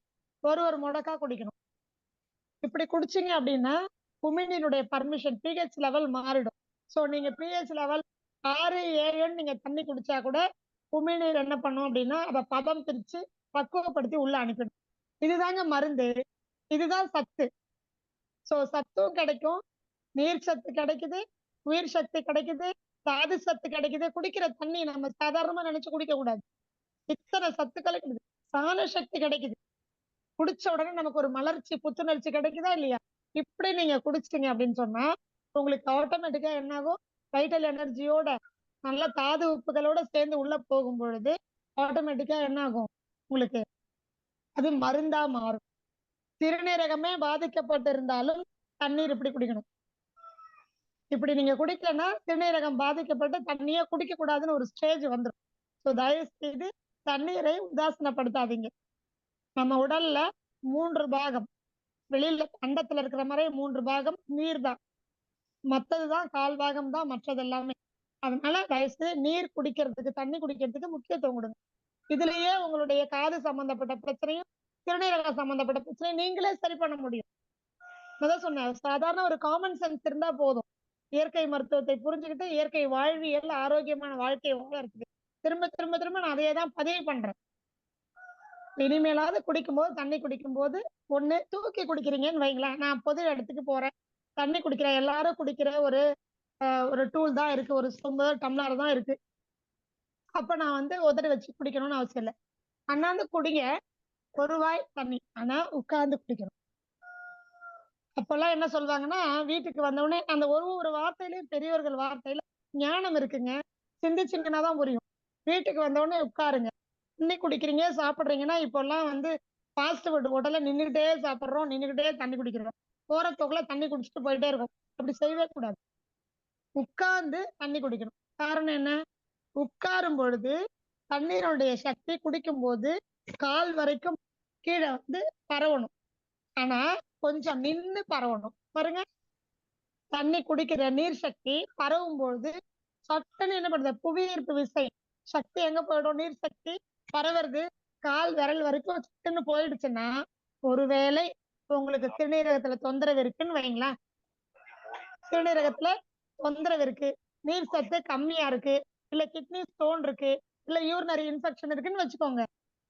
உடனே என்ன ஆகும் அப்படின்னு சொன்னா, இந்த நீர் சக்தி நீங்க உட்கார்ந்து குடிக்கும் போது கொஞ்சம் அங்க நிறைஞ்சிட்டு பிரபஞ்ச சக்தி, வைட்டல் எனர்ஜி, நீர் சத்து அல்லது அதுல கூட தாது உப்புகள் கொஞ்சம் ஃபில் ஆயிட்டு அப்புறம் தான் என்ன ஆகும்? காலுக்கு போகும். அப்ப இந்த இடத்துக்கு போக்கஸ் அதிகமா வேணும்ல. சொல்லுவாங்க, சவல பிள்ளைய ரொம்ப கவனிக்கணும், முட்டாள் பிள்ளைய ரொம்ப கான்சென்ட்ரேஷன் பண்ணணும். அப்படிங்கிற மாதிரி நம்ம சிறுநீரகத்துக்கு தேவையான சக்தியை கொடுத்துட்டு அதுக்கப்புறம் கால்களுக்கு பரவணுங்கிறதுக்காக, ஏன்னா வரும்போது பயம், பதட்டம், பாதுகாப்பு இல்லை, அந்த மாதிரி உணர்வுகள்ல எங்க இருந்தோ எப்படி வேணா வந்திருக்கலாம் நம்ம வீட்டுக்கு வரும்போது. அப்ப முன்னோர்கள் என்ன செய்வாங்கன்னா, வந்த உடனே முதல்ல உட்காருங்க, அதுக்கப்புறம் தண்ணி கொடுப்பாங்க. தண்ணியை குடிச்ச உடனே அவங்க எந்த எதிர்ப்பு எண்ணத்தோட வந்தாலும், கோவத்தோட, டென்ஷனோட, எந்த மாதிரி எண்ணம் வேணா இருக்கும், நம்ம சொல்றோம்ல எமோஷனல் இம்பேலன்ஸ்னு, எந்த உணர்வு ரீதியாக இருந்தாலும், எந்த நெகட்டிவ் எமோஷனோட இருந்தாலும், எதிர்மறை எண்ணத்தோட இருந்தாலும், தண்ணீர் அதை என்ன பண்ணணும்னா முதல்ல எதிர்மறை எண்ணத்தை நேர்மறை எண்ணமா மாத்தும். எப்படி? நீங்க ஒரு டம்ளர்ல தண்ணி வச்சுக்கோங்க, நீங்க வந்து நல்ல நேர்மறை எண்ணங்களா பேசிட்டே இருங்க. அந்த தண்ணியில ஒரு விதமான வடிவம் வரும். இத கிர்லியன் அப்படிங்கிறவரு ரொம்ப அழகா ஒரு கேமராவை கண்டுபிடிச்சு எண்ணங்கள் நம்ம பேசுற வார்த்தைகள் நேர்மறையாக அல்லது எதிர்மறையாக இருந்ததுன்னா அந்த வடிவத்தை அவர் என்ன பண்ணிருக்காரு, கேமரால போட்டோ எடுத்து அழகா வெளியிட்டு இருக்கிறாரு. நீங்க இன்னைக்கும் நெட்ல போய் பாத்தீங்கன்னா தெரியும். அந்த தண்ணீர்லயே மாற்றம் ஏற்படுங்க. திடீர்னு கோவமா எதையாவது ஒண்ணு நெகட்டிவ் வேர்ட்ஸ் நீங்க வந்த வார்த்தைகளை தவறா பயன்படுத்தி கொஞ்ச நேரம் கை வச்சுட்டு மூடிட்டு இருந்தீங்கன்னா அந்த தண்ணியில அந்த வடிவம் மாறி போயிடும். அதற்கு தகுந்த மாதிரி நம்மளுடைய எண்ணங்களும் அப்படிதான், நம்மளுடைய மூளையும் அப்படிதான். நல்லதா பேசிட்டோம்னா நல்லா இருப்போம். சட்டுன்னு ஏதாவது தப்பான வார்த்தை பேசினா உடனே நமக்கு ஒரு மாற்றம் ஏற்படுதா இல்லையா? என்னடா அப்படி பேசுற, ஒரு பயம் பதட்டம் வருது இல்லையா? இது அத்தனையும் உடனே நீங்க மாத்தணும்னா உங்களால முடியலன்னா கூட ஒரு வாய் தண்ணி குடிங்க, மாறி போயிடும். அப்போ நீங்க யாரை தெரியுமா காப்பாத்துறீங்க? உங்க சிறுநீரகத்தை காப்பாத்துறீங்க. ஒவ்வொரு வாய் தண்ணி குடிக்கும் போது உங்க சிறுநீரகத்தை காப்பாத்துறீங்க, உங்க உடல் முழுக்க காப்பாத்துறீங்க. எமோஷனல் இம்பேலன்ஸ், எனக்கு என்ன பண்றதுன்னு தெரியல, எப்பவுமே எனக்கு எமோஷனல் இம்பேலன்ஸ், உணர்வு ரீதியா நான் பாதிக்கப்படுறேன், எனக்கு எல்லா உறுப்புகளையும் ஒரே ஒரு விஷயத்தால நான் சரி பண்ணணும் அப்படின்னா ஒன்னே ஒண்ணுதான். எதையுமே உங்க கண்ட்ரோல்ல கிடையாது. ஆனா குடிக்கிற தண்ணி நீங்க குடிக்கிற முறையில இருக்கு. அழகா கண்ணை மூடி ரசிச்சு ருசிச்சு ஒரு இடத்துல உட்கார்ந்து, உணவை மட்டும் இல்ல நீர் குடிக்கும் போது இவ்வளவு பக்குவம் வேணும். உட்கார்ந்து ஒரு வாய் தண்ணியா இருந்தாலும் உட்கார்ந்து குடிச்சு பழங்க. தண்ணி எங்கேயாவது நீங்க போய் குடிக்கணும்னா கூட இடம் தேடுங்க உட்கார்றதுக்கு. உட்கார்ந்து என்ன பண்ணுங்க, தண்ணீர் குடிங்க. கொஞ்ச நேரம் வாயில வச்சு ரசிச்சு ருசிச்சு அந்த சுவையை உணர்ந்து உள்ள எடுத்துக்கோங்க. நிறைய பேருக்கு பார்த்திருக்கீங்களா, வெளியில போகும்போது சாப்பிடறதுக்கு முடியாம இருக்கும். கொஞ்ச நேரம் ரொம்ப நேரம் ஆயிருக்கும். வயிற்றுல பசி உணர்றீங்களோ இல்லையோ, அதுக்கு முன்னாடி யார் தெரியுமா உணர்த்துவா? உங்களுடைய காது. அவ்வளவு அற்புதமான உறுப்புங்க. நான் ரொம்ப ட்ரையா இருக்கேன், சிறுநீரகம் சொல்லுது. நான் ரொம்ப உலர்ந்து போயிருக்கேன், இதை விட ரொம்ப அதிகமா வயிறு உலர்ந்து போயிருக்குன்னு வெளிப்படுத்துது. காது என்ன ஆயிடும், ஒப்புன்னு அடைச்சிடும். பான சக்தி குறைஞ்சு போச்சுன்னு. வயிற்றுல சாப்பாடு இல்ல, பிராண ஓட்டம் இல்ல, சிறுநீரகத்துல இருந்து என்ன பண்ணும், சிறுநீரகம் காப்பாத்துங்க. வயிற்றுல அதான் சொல்லுவாங்க பல நேரங்கள்ல, காது அடைச்சிருச்சு பாரு அப்படிம்பாங்க. பசிக்குது, குழந்தைக்கு சாப்பாடு கூட. பெரியவங்க எவ்வளவு அழகா புரிஞ்சுக்கிட்டாங்க. சில குழந்தைங்க வந்து எனக்கு காது வலிக்குதுமா சொல்ல தெரியாது, பசிக்குதுன்னு சொல்ல தெரியாது. ஆனா என்ன பண்ணிடும், காது காமிச்சு கொடுத்துரும். காது என்னமோ அடைச்ச மாதிரி குப்புன்னு. அதுல சாப்பாடு கொடுக்கணும். ஆன சக்தி சிறுநீரகம் தன்னுடைய சக்தியை கொடுத்து வயிற்றை வந்து பக்குவப்படுத்தும். அப்ப உங்களுக்கு பசி தெரியாது, காது மட்டும் அடைக்கும். சோ புரியுதுங்களா? இப்ப காது அடைப்பு வந்த உடனே என்ன பண்ணக்கூடாது, நிறைய பேர் உடனே டாக்டரை தூக்கிட்டு போயிருது. சாப்பாடு கொடுக்கறத விட்டுட்டு டாக்டரை தூக்கிட்டு போறாங்க. முதல்ல தண்ணி, ஒரு வாய் தண்ணி கொடுக்கணும். ஒரு வாய் தண்ணி எப்படி ஐயா சொல்லுவாங்க, குடிக்கிற தண்ணி எப்படி இருக்கக்கூடாது, உங்களுடைய தொண்டையெல்லாம் நினைக்கணும், வயிற்றுக்குள்ள போய் விழக்கூடாது. அவ்வளவுதான். ஒரு வாய் தண்ணி அதானே பண்ணும். ஒரு வாய் தண்ணி எடுக்கணும். அப்படி காது அடைச்சிருந்தா என்ன பண்ணணும், ஒரு வாய் தண்ணி எடுத்து நல்லா வாய்க்குள்ள கொஞ்ச நேரம் வச்சு ரசிச்சு ருசிச்சு கொஞ்சம் கொஞ்சமா முழுகணும். சோ அமர்ந்துதான் நீர் அருந்த வேண்டும். அது ரொம்ப முக்கியம். ஏன் முக்கியமான உறுப்பு சிறுநீரகம். அவர் ஃபில் ஆனார்னா நீங்க பட்னி கிடந்தா கூட அவரே எனர்ஜி கொடுப்பாருங்க. ஏன்னா முதல்ல நமக்கு எல்லா இடத்துலயுமே நமக்கு என்ன வரும்னா பயம் வரும்.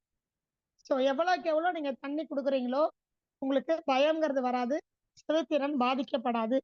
சோ செவி பாதிக்கப்படுது அப்படின்னு சொன்னா சிறுநீரகம் உள்ளுக்குள்ள எனர்ஜி லெவல்ல வீக்கா இருக்கு, வைட்டல் எனர்ஜி கம்மியா இருக்கு. அடுத்தது சத்து குறைபாடு. எடுத்த உடனே நம்ம என்ன தெரியுங்களா, ஆங்கில மருத்துவம் போல காதுல பிரச்சனைனா உடனே டாக்டரை தூக்கிட்டு போய் காதை தாங்க பார்த்துட்டு இருக்கிறோம். முதல்ல இனிமே என்ன பண்ணுங்க, சிறுநீரகத்தை பாருங்க. நீங்க குடிக்கிற தண்ணி குடிக்கிறத முறை பண்ணுங்க. இதை ரெண்டையும் சரி பண்ணா சரியா போடும். காதுக்குள்ள வந்து எண்ணெயை காய்ச்சி ஊத்தலாமா, அதெல்லாம் நம்மளுடைய முன்னோர்கள் பண்ணாங்க. ரெண்டு விஷயம் பண்ணாங்க. சுத்தமான செக்குல ஆட்டின நல்லெண்ணெய லைட்டா டபுள் பாயில் மெத்தட் தெரியும் இல்லைங்களா, ஒரு பாத்திரத்துல தண்ணி வச்சு சூடு பண்றது, அதுக்குள்ள ஒரு சின்ன கிண்ணத்துல என்ன பண்ணுவாங்க, எண்ணெயை லைட்டா சூடு பண்ணி அதுக்குள்ள வச்சு எடுப்பாங்க. அப்பெல்லாம் கேஸ் ஸ்டவ் இல்லைங்க. சோ பாதிப்பெல்லாம் வரும் எண்ணெயை காய்ச்சும் போதே. அப்பெல்லாம் என்னது, சிம்னி விளக்கு இருக்கு இல்லைங்களா, அந்த விளக்குலயே என்ன பண்ணுவாங்கன்னா ஒரு சின்ன கரண்டியில எண்ணெயை ஊத்தி லைட்டா சூடு பண்ணுவாங்க. அதுல பாத்தீங்கன்னா ஒரே ஒரு துண்டு பூண்டை போடுவாங்க. இந்த பூண்டை போட்டுட்டு லைட்டா வெது வெதுன்னு இருக்கும்போது ஒரே ஒரு சொட்டு எடுத்து 2 காதுலயும் ஒரு ஒரு சொட்டு விடுவாங்க. இது எதுக்காக?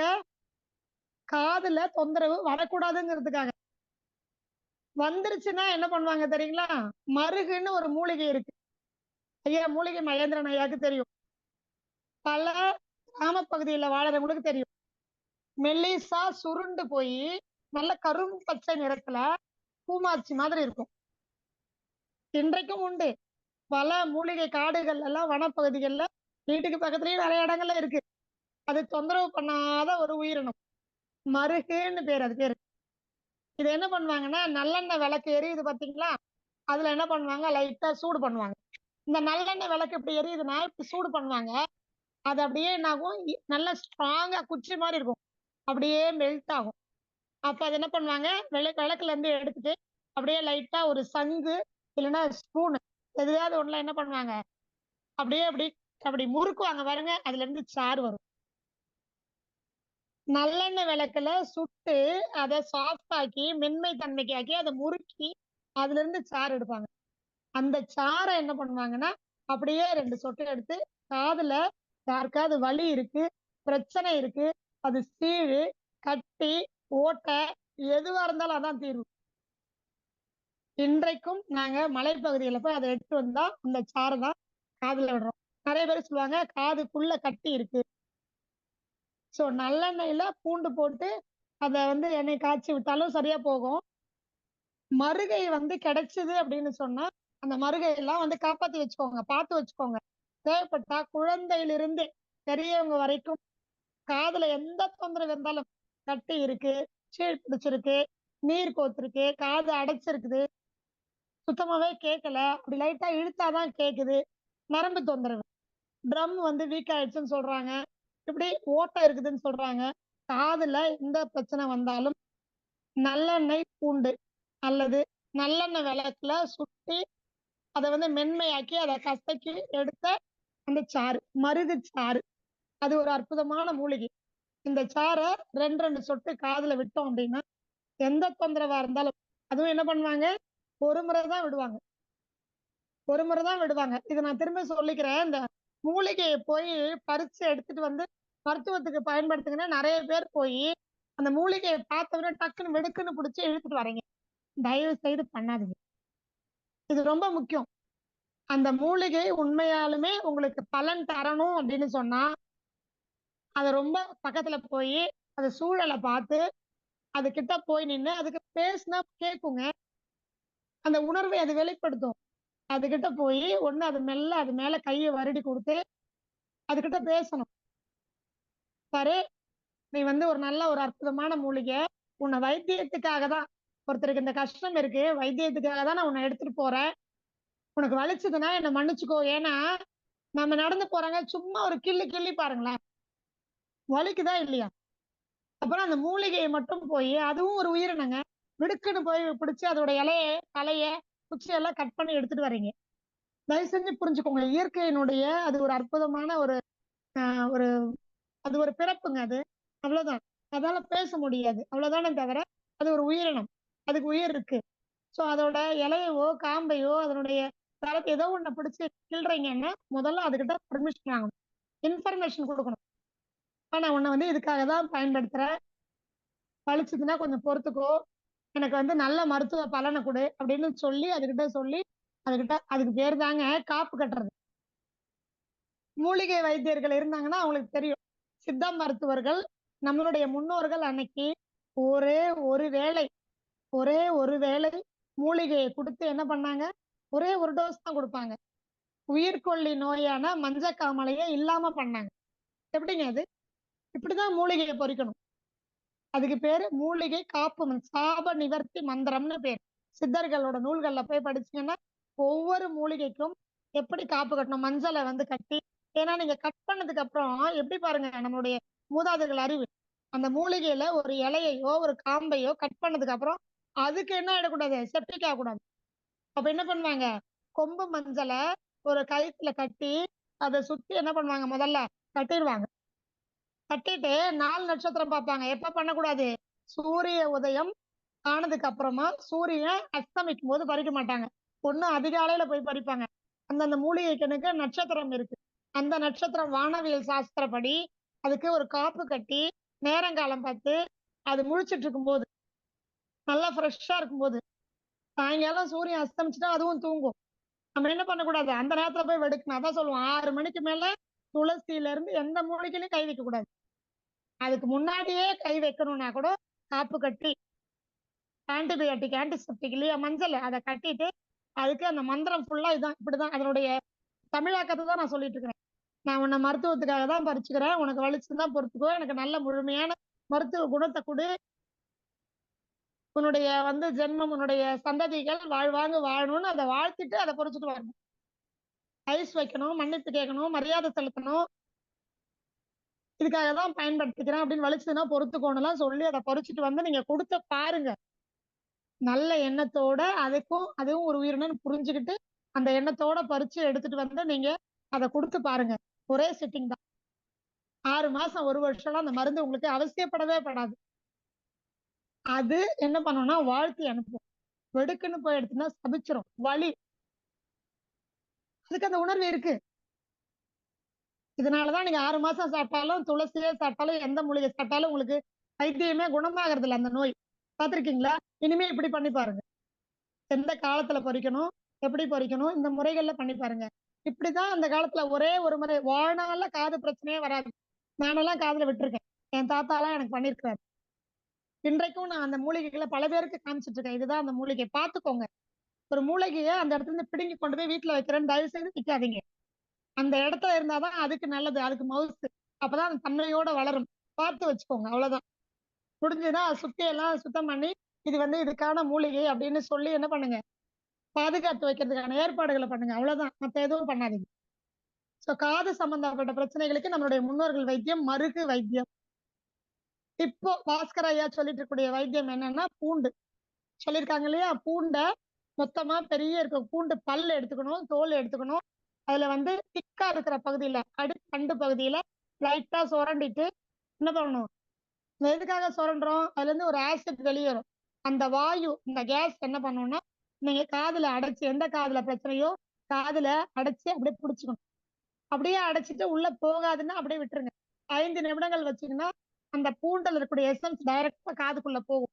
கட்டி இருந்தாலோ அடைப்பு இருந்தாலோ சதை வளர்ச்சி இருந்தாலோ அல்லது இன்ஃபெக்ஷன் ஏதாவது இருந்தாலோ எது இருந்தாலும் இந்த காத்து உள்ள போன உடனே ஆன்டிபயோட்டிக்கா ஒர்க் ஆகும்.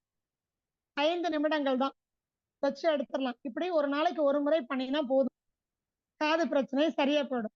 ஆனா இது வெளியில தான் நீங்க சரி பண்றீங்க. அதோட ரூட் காஸ் யாரு? உங்களுடைய சிறுநீரகம். சிறுநீரகம் நான் பலவீனமா இருக்கேன்னு காமிக்குது, அவ்வளவுதான். நான் சொன்னேன் இல்லையா, நீர் சத்து குறைஞ்சு போனாலே காது அடைச்சிரும். அடைப்புக்கே இந்த கதினா அப்ப காதுல இன்னும் பல பிரச்சனைகள் வருது. காது கேட்கல, ஒர்ன்னு சவுண்டு கேக்குது, அப்படிலாம் இருந்தா என்ன அர்த்தம்? சிறுநீரகம். நீங்க குடிக்கிற தண்ணிய உட்கார்ந்து நல்லா ரசிச்சு ருசிச்சு குடிக்கிறது மட்டும் இல்ல, எந்த தண்ணிய குடிக்கிறீங்கிறது முக்கியம். இத பத்தி நிறைய பேசியிருக்கோம். மழை நீர் ஃபர்ஸ்ட் ப்ரிஃபரன்ஸ். மழை நீரை குடிக்கிறது அப்படிங்கிறது ரொம்ப உத்தமமானது. அதை பிடிச்சு குடிச்சீங்கன்னா ரொம்ப நல்லது. அல்லது உங்க ஊர்ல நீங்க வாழக்கூடிய பகுதியில நிலத்துல இருந்து எந்த தண்ணி, ஆத்து தண்ணியோ அல்லது கிணத்து தண்ணியோ, எந்த தண்ணி, போர்வெல்லோ, ஏதோ ஒரு தண்ணி, அந்த தண்ணியை குடிங்க. அதுதான் உங்க கிட்னியை பாதுகாக்கும், உங்க காதை கடைசி வரைக்கும் பாதுகாத்து வச்சுக்கும். சோ கிட்னி நல்லா இருக்கணும்னா சாதாரண தண்ணியை குடிக்கணும். வேணும்னா வெளியில இரவு முழுக்க ஒரு செம்பு பாத்திரத்திலயோ மண் பாத்திரத்திலயோ ஊத்தி வச்சு அதுல ஒரு செம்பு தகடை உள்ள போட்டுட்டு ஒரு வேடு கட்டுவோன்னு சொல்லுவீங்களா, காட்டன் வேஷ்டிய அதோட வாயில கட்டிட்டு நல்ல ஒரு நில ஒளியில இரவு முழுக்க வச்சுட்டு அதுக்கப்புறம் தண்ணியை குடிச்சிங்கன்னா அது ரொம்ப உகந்தது அப்படின்னு நிறைய யோகாசன பயிற்சியாளர்கள்லாம் சொல்றாங்க. அதை நாங்களும் குடிச்சிருக்கோம், ரொம்ப நல்லா இருக்கு. தன்மை மாறுது. பிஹெச் டெஸ்ட் எல்லாம் வச்சு பார்த்திருக்காங்க, ரொம்ப நல்லா. சாதாரணமா ஒரு 8, 9 இருக்கக்கூடிய ஒரு 10 வரைக்கும் வருது. நிறைய நாங்க அந்த டெஸ்ட் எல்லாம் பண்ணிருக்கோம், நிறைய பண்ணி எங்களுக்கு சொல்லியிருக்காங்க. இந்த தண்ணி பரவாயில்ல. ஹோல் நைட்டு வெளியில வைக்கணும், பௌர்ணமிக்கு தான் வைக்கணும்னு அவசியம் இல்லை. தினமுமே நைட்டு குடிக்கிற தண்ணியை வெளியில வச்சு பால்கனிலயோ மொட்டை மாடியிலயோ வச்சு அந்த தண்ணியை பருகலாம். இது ரொம்ப நல்லது. அவ்வளவுதான். இந்த மாதிரி சுத்தமான தண்ணிய, இதுல தாங்க தாது உப்புக்கள் இருக்கு. பூமியில இருக்கக்கூடிய தாது உப்புகள் அனைத்தும் தண்ணியில கிடைக்கும். இந்த தாது உப்புக்கள்ல மாறுபாடு ஏற்பட்டாதான் ரத்தத்துல தாது உப்புக்கள்ல குறைபாடு ஏற்படுது. Urea, uric acid, protein, creatine இதுல டிஃபரன்ஸ் வருது. சிறுநீரகம் சம்பந்தப்பட்ட பாதிப்பு உள்ளவங்களுக்கு தண்ணியே குடிக்க கூடாதுன்னு சொல்லிட்டாங்கன்னா பர்மனண்டா கிட்னி போயிடும். வீட்டுக்குள்ள பேசாம படுத்துட்டு போற காலம் வந்தாச்சுன்னு முடிவு பண்ணிக்கணும். ஆனா அந்த சிறுநீரக செயலிழப்பே வந்தாலும் நீங்க என்ன பண்ணலாம்? குடிக்க வேண்டிய தண்ணிய சரியா முறையா குடிச்சீங்க அப்படின்னா சிறுநீரகம் தன்னைத்தானே சரி செய்து கொள்ளும். சரி, இதுக்கெல்லாம் அடிப்படை வேறு ஒண்ணு இருக்கு. என்ன தெரியுமா? பயம். குழந்தைங்க சாரி ரொம்ப டைம் எடுத்துக்கிறேன். இந்த டாபிக்கை கவர் பண்ணனா இன்னும் கொஞ்சம் நல்லா புரியுங்கிறதுனால. பயம் அப்படிங்கிறதுனாலதான் குழந்தைங்க என்ன பண்றாங்க? பெட் வெட்டிங் பண்றாங்க. ஸ்கூல்ல பிரச்சனையா இருக்கலாம், இல்ல அம்மாவோட கவனிப்பு குறைவா இருக்கலாம், இல்ல அப்பா திட்டலாம், இல்ல இருட்டுக்கு வந்து பயமா இருக்கலாம், எது வேணா. அது பயம் அதிகமா இருந்தா குழந்தை ராத்திரி பெட்ல என்ன பண்ணும்? 1.5 வயசுக்கும் மேல ஒரு குழந்தை பெட்ல படுத்து தூங்கிட்டு இருக்கும்போது தன்னையும் அறியாமல் சிறுநீர் கழிக்குது அப்படின்னு சொன்னா அந்த குழந்தைக்கு இப்படியே தொடர்ந்து போயிட்டே இருந்ததுன்னா ஒரு ஸ்டேஜுக்கு அப்புறமா காதுல பிரச்சனை வந்து கேட்கறதுல பிரச்சனை வந்து ஒரு பக்கம் வலது பக்கமோ இடது பக்கமோ என்ன ஆயிடும்? கேட்கறதுல பிரச்சனை வந்து இந்த பக்கமா திரும்பி நின்னாதான் கேட்கும். அப்படி வந்துடும். இல்லைன்னா அங்க கிளாஸ் ரூம்ல பேசுறது சரியா கேட்காது, முன்னாடி போய் உட்காந்துக்கும். ஸோ இதெல்லாம் கவனிக்கணும் நீங்க. அப்போ அடிக்கடி பயம் ஏற்பட்டுக்கிட்டே இருந்ததுன்னா குழந்தையில இருந்து அவங்களுக்கு செவித்திறன் பாதிக்கும். ஒரு பக்கமோ 2 பக்கமோ பாதிக்கும். இல்லைன்னா ரொம்ப பக்கத்துல போய் உட்கார்ந்தாதான் கேட்கும். கேட்கிற திறன்ல குறைபாடு ஏற்படும். இதெல்லாம் கொஞ்சம் கவனிங்க. அப்ப என்ன பண்ணணும்? அந்த குழந்தைக்கு பயம் வந்துச்சுன்னா ஆரம்பத்துல இருந்து நாங்க என்ன சொல்லுவோம்? குழந்தையை பிறந்ததுல இருந்து என்ன பண்ணணும்? குழந்தையை அரவணைக்கணும். அடிக்கடி முடிஞ்ச வரைக்கும் நம்மளுடைய தாயினுடைய ஸ்பரிசம் குழந்தைகிட்ட பட்டுக்கிட்டே இருந்தா அம்மா பிள்ளையா இருக்கேன்னு சொன்னாலும் பரவாயில்ல. தாய் என்ன பண்ணணும்? அப்படி ஒருவேளை நீங்க பாத்துட்டீங்க குழந்தை வந்து காதுல பிரச்சனை இருக்கு, குழந்தைக்கு வந்து அடிக்கடி பெட்ல யூரின் போற பழக்கம் இருக்குன்னா அந்த குழந்தைங்கள அடிக்கடி கட்டிப்பிடி வைத்தியம் தான். இல்லையே கட்டிப்பிடிக்கிற அளவுக்கு இல்ல, அந்த குழந்தை வந்து ரொம்ப ஒரு மாதிரி விலகியே இருக்கிறாங்க, கொஞ்சம் வளர்ந்த குழந்தை, 10 வயதுக்கு மேல எந்த ஆண் குழந்தையும் பெண் குழந்தையும் பக்கத்துல வர விரும்ப மாட்டாங்க. என்ன நினைப்பாங்க? பல குழந்தைகள் அவங்க கொஞ்சம் அந்த வயசு நிலைக்கு வந்துடுறாங்களா, கொஞ்சம் விலகியே இருப்பாங்க. கட்டி பிடிச்சா பிடிக்காது. ஆரம்பத்துல இருந்தே பழக்கிருந்தீங்கன்னா பிடிக்கும். இப்ப திடீர்னு போய் கட்டி பிடிச்சிங்கன்னா என்ன பண்ற நீ அப்படின்னு கேட்பாங்க. புரியாது அவங்களுக்கு. அந்த மாதிரி குழந்தைங்கள அவங்களுடைய கைகள் இருக்கு பாத்தீங்களா, உள்ளங்கைகளை இப்படி பிடிங்க. பிடிச்சிட்டு பக்கத்துல உட்காந்து என்னடா தங்கம் நான் இருக்கேன்டா தங்கம், உனக்கு நான் இருக்கேன், உனக்கு என்ன இருந்தாலும் நீ என்கிட்ட சொல்லு, என்ன பண்ணலாம், வெளில போலாமா, மைண்ட ரிலாக்ஸ் பண்ணணும், இந்த தண்ணி குடி முதல்ல. அப்பப்போ என்ன பண்ணுங்க, நீங்க தண்ணி கொடுக்குறீங்கன்னு தெரியாம அன்போட அவங்களோட ரொம்ப பாசத்தோட பாதுகாப்பு உணர்வு ஏற்படும்படியா பேசணும். அப்ப பயம் ஓடி போயிடும். இதை தொடர்ந்து பண்ணுங்க. பெட் வெட்டிங் ரொம்ப சீக்கிரத்துல நின்று போயிடும். அந்த குழந்தைக்கு எப்ப அந்த பாதுகாப்பு உணர்வு கிடைக்குதோ, தாய்கிட்ட இருந்தோ தகப்பன் கிட்ட இருந்தோ கிடைக்குதோ, உடனே அந்த குழந்தையுடைய உடல் சீரடைஞ்சிரும். அப்போ காதுல செவித்திறன் ஒரு பக்கம் சரியா கேட்கல, மந்தமா இருக்கான், கூப்பிட்டா திரும்பியே பார்க்க மாட்டேங்கிறான், திட்டாதீங்க, கூப்பிட்டு அன்பா பேசுங்க. தங்க நான் இருக்கேன், எல்லாம் சரியா போயிடும் கண்ணா, தண்ணி குடிச்சோன்னா ரெடி ஆயிடும், அம்மா கூடவே இரு, உனக்கு என்ன வேணுமோ அம்மாட்ட கேளு, அப்பாட்ட கேளு. பேசணுங்க குழந்தைகிட்ட, அன்பா பேசணும். நான் இருக்கேங்கிற வார்த்தைய கைய பிடிச்சு சொல்லி பாருங்களேன். கட்டி பிடிச்சு உச்சியில ஒரு முத்தம் கொடுத்து நான் இருக்கேன் கண்ணு, வாட தங்கம் நம்ம வெளியில போலாம், நம்ம சாப்பிடலாம். எல்லாத்துக்கும் குழந்தை அந்த மாதிரி குழந்தைய ரொம்ப கேர் எடுக்கணும். அந்த குழந்தையோட ஆழ் மனதுல பயம் பதிவாயிருக்கு, அதனுடைய விளைவு செவித்திறன் பாதிக்குது, அதனுடைய விளைவு சிறுநீரகம் பாதிக்கும். இல்லைன்னா உள்ள பாதிச்சிருக்கு, நான் வீக்கா இருக்கேன்னு சொல்லுது, அதான் காது மூலமா காமிக்குது. புரிஞ்சுக்கோங்க. தண்ணி குடிக்க வைக்கணும், பாதுகாப்பு உணர்வு ஏற்படும்படியா குழந்தையோட ஸ்பரிசத்தை ஏற்படுத்தணும். அந்த போன்சி சம்பளமாவை எடுத்து வெளியே வைடா. அதனால தயவு செய்து தண்ணீர் அருந்துவதுல, சுத்தமான தண்ணீர் அருந்துவதுல, குழந்தைக்கு பாதுகாப்பு உணர்வு கொடுக்கறதுல யாரா இருந்தாலும், அதே மாதிரி கர்ப்ப காலத்துல அப்பப்ப சிறுநீர் கழிக்கிறத முறையா பண்ணணும். எந்த காலத்துலயா இருந்தாலும் சிறுநீரை மட்டும் அடக்கி வைக்கவே கூடாது. பல படங்கள்ல பார்த்திருப்பீங்க காமெடியா, சிறுநீரை அடக்கி வச்சோம்னா இடுப்பு எலும்பி விரிவடைஞ்சு வலிக்கும், நரம்பு வரைக்கும் வலிக்கும். திருப்பி போயிட்டு வந்து உட்கார்ந்தீங்க அப்படின்னா அடிவயிறெல்லாம் கொஞ்ச நேரத்துக்கு கனமா இருக்கும், ரத்த குழாய் அழுந்ததுன்னு அர்த்தம். அப்படி அடிக்கடி ஏற்பட்டது அப்படின்னு சொன்னா உங்களுக்கு சிறுநீர பாதிப்பு ஏற்படும், செவித்திறன் பாதிக்கும். அதனால இதெல்லாம் கொஞ்சம் கவனம் செலுத்திக்கோங்க. புரியுதுங்களா? அண்ட் இப்போ நம்ம சொன்ன விஷயங்கள்ல உங்களுக்கு ஏதாவது சந்தேகம் இருந்தா கேட்கலாம். அதுக்கு முன்னாடி சிவசைல அனுபவம், ரொம்ப டைம் எடுத்துக்கிறேன், சீக்கிரமா முடிச்சுக்கிறேன். சிவசைல அனுபவம் உண்மையிலேயே என் வாழ்க்கையில நான் ரொம்ப வருஷமா ஏங்கிக்கிட்டு இருந்த போக வேண்டிய ஒரு இடம். சந்தோஷமா போயிட்டு வந்துட்டேன். அப்பன் ஐயா கிட்ட ஆசீர்வாதம் வாங்கி ஆஹ் அவங்கள பார்த்து அந்த எனர்ஜி எல்லாம் வாங்கிட்டு வந்திருக்கேன். ரொம்ப ஆக்டிவா இருக்கும். அது வந்ததுக்கு அப்புறமா ஒரு 2 மீட்டிங் 4 மணி நேரம் பேசி, அதுவும் மைக் இல்லாம பேசினா கொஞ்சம் தொண்டை இதாகி போச்சு. அதுக்கப்புறம் தொடர்ந்து பேசுவோம். அந்த எனர்ஜி என்னை இன்னும் விட்டு போகவே இல்லை.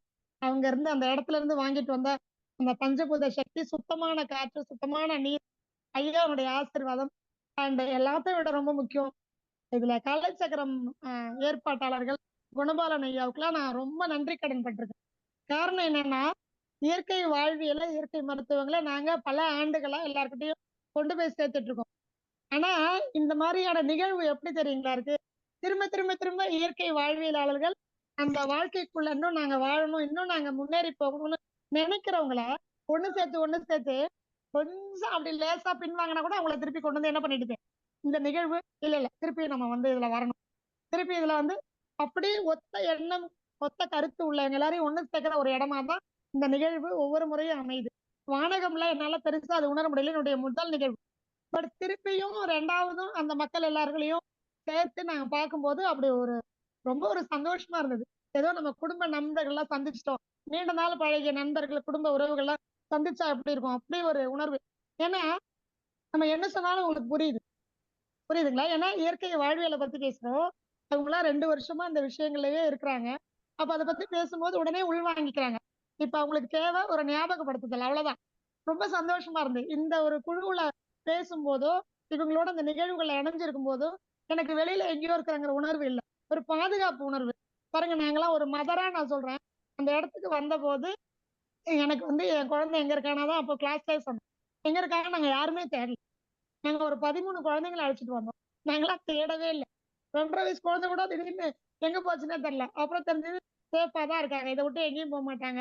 இல்லைன்னா யாராவது ஒருத்தர் கேர் எடுத்து வச்சிருப்பாங்க அப்படிங்கிற பாதுகாப்பு. ஏன்னா இப்ப நம்ம கூட்டு குடும்பத்துல வாழும்போது எப்படி இருக்குங்க, நம்ம குழந்தை என்ன இருந்தாலும் நம்ம கவலையே பட மாட்டோம். அப்படிலாம் அப்படித்தானே வளர்த்தாங்க. யாராவது ஒருத்தர் ஏதாவது ஒரு அது குழந்தைக்கு தேவையானதை செஞ்சுட்டு இருப்பாங்க. அப்படி ஒரு உணர்வு இந்த கலைச்சரம் நிகழ்வுல நான் வந்து சிவசைலத்துல உண்மையாவே நான் உணர்ந்தேன். ஒத்த எண்ணம் உள்ளவங்க, குடும்பத்துல இருக்கவங்க எல்லாம் ஒண்ணா இருக்கிற மாதிரி ஒரு பாதுகாப்பான ஒரு உணர்வு. நான் இதை அடுத்த லெவலுக்கு கொண்டு போகணுங்கிறதுக்கான எல்லா ஆசான்களுடைய உந்துதல், திரும்ப திரும்ப மீண்டும் வெளியில போயிட்டா கூட திரும்ப இல்ல, இந்த வாழ்க்கை தான் நல்லது, இதான் சிறந்தது, இப்படி ஒரு வாழ்க்கையை தான் நம்ம அடுத்த தலைமுறை கொண்டு போகணும் அப்படிங்கிற எல்லா விஷயத்தையும் ஆசான்கள் திரும்ப திரும்ப எல்லாரும் சொல்லும்போது, இல்ல இல்ல அப்படின்னு ஒரு ஆணித்தரமான ஒரு ஒரு முடிவு எடுக்கிறதுக்கு அருமையான ஒரு நிகழ்வு, அற்புதமான நிகழ்வு. இடம் சுத்தமான காத்து, சுத்தமான தண்ணிய சொல்லவே வேண்டாம். நல்ல இயற்கை உணவு. நிறைய பேர் சொன்னாங்க, எங்களுக்கெல்லாம் அந்த பழக்கம் இருக்கிறதுனாலும் புதுசா வந்தவங்களுக்கு கட்டாயப்படுத்தி இயற்கை உணவை கொடுக்குறோம். அதாவது கட்டாயப்படுத்தி மருந்து கொடுக்குறோம் பாருங்க, அந்த மாதிரி இந்த உணவு வந்து மருத்துவ உணவு. ஸோ மருந்தே உணவே மருந்தா கொடுத்தது. ரொம்ப அதனுடைய தீவிரத்தையும் அப்பனையா சொன்னாங்க.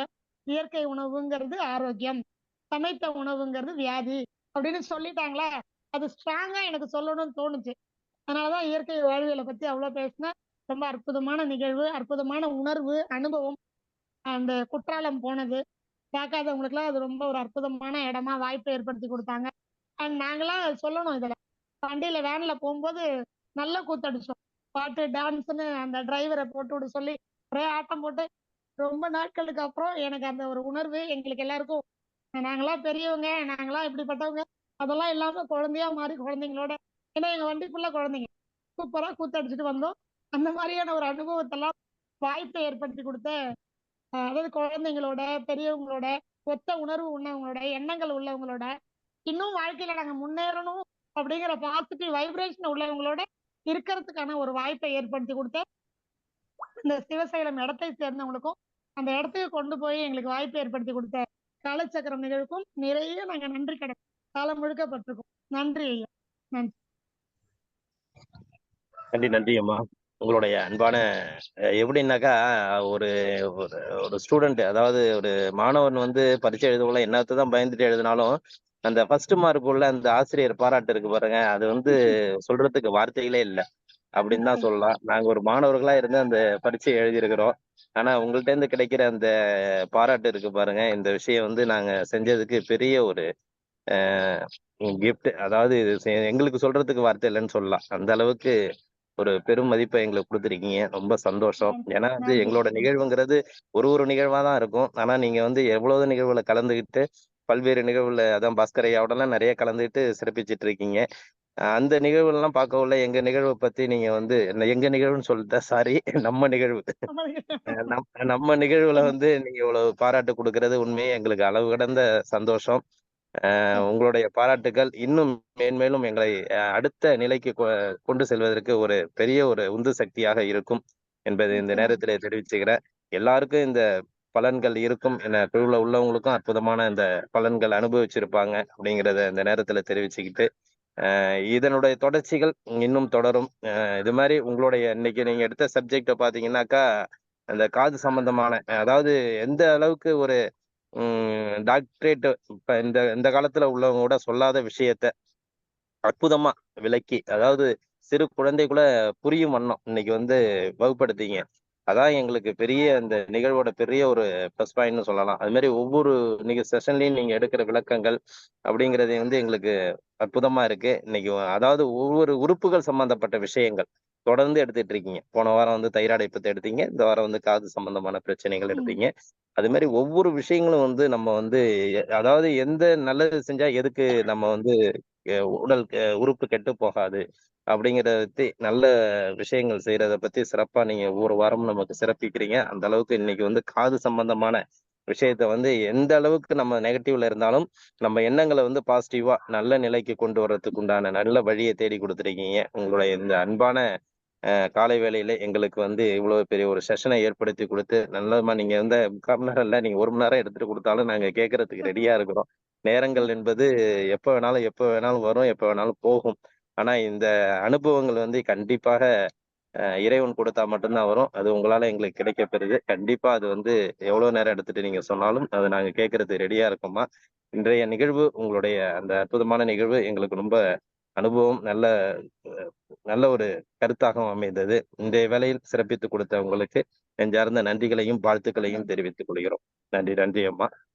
தொடர்ந்து நீங்க அந்த சிறப்பித்ததுல வந்து பாத்தீங்கன்னாக்கா எல்லாருக்கும் எல்லா ஆசான்களும் இப்ப நீங்களும் சரி எல்லாருமே வந்து கேட்ட கேள்விகளுக்கு எல்லாருக்கும் பதில் சொல்லி அனைவருக்கும் அந்த புரிதலை ஏற்படுத்தி இன்னொன்னு என்னன்னா வந்தவங்க எல்லாருமே ஒரு சந்தேகங்கள் கேட்கறதுலயே அவங்க ஒரு மாற்றத்தை உணர்ந்தாங்க அப்படின்னு சொல்லலாம். ஒவ்வொருத்தவங்களும் பார்க்கவில்லை நீங்களும் ஒரு செஷன் எடுத்துட்டு இருப்பீங்க. இங்க ஒரு செஷன் ஓடிட்டு இருந்தாலும் உங்களை ஒரு பக்கம் 4 பேர் வந்து கேட்டுட்டு இருந்தாங்க.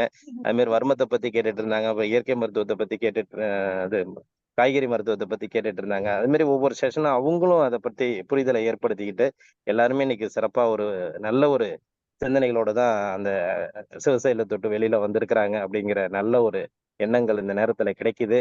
உங்களுடைய அந்த அனுபவங்கள் இந்த காலை சக்கர நிகழ்வோட வெற்றிக்கு நீங்க அந்த கொடுத்த அந்த எங்களுக்கு சர்டிபிகேட்னு சொல்லலாம். நாங்க கொடுத்த சர்டிபிகேட்டோட நீங்க கொடுத்த சர்டிபிகேட் தான் எங்களுக்கு பெருமை வாய்ந்தது அப்படிங்கறத அந்த நேரத்துல தெரிவிச்சுக்கிட்டு உங்களுடைய அன்பான வாழ்த்திற்கும் அடுத்தடுத்து உங்கள் நிலைகள் நீங்க சொல்லியிருக்கீங்க உங்க குழுவுல எல்லாத்தையுமே இந்த நிகழ்ச்சியை பத்தி நான் தொடர்ந்து போட்டுட்டு இருக்கேன்னு சொல்லியிருக்கீங்க.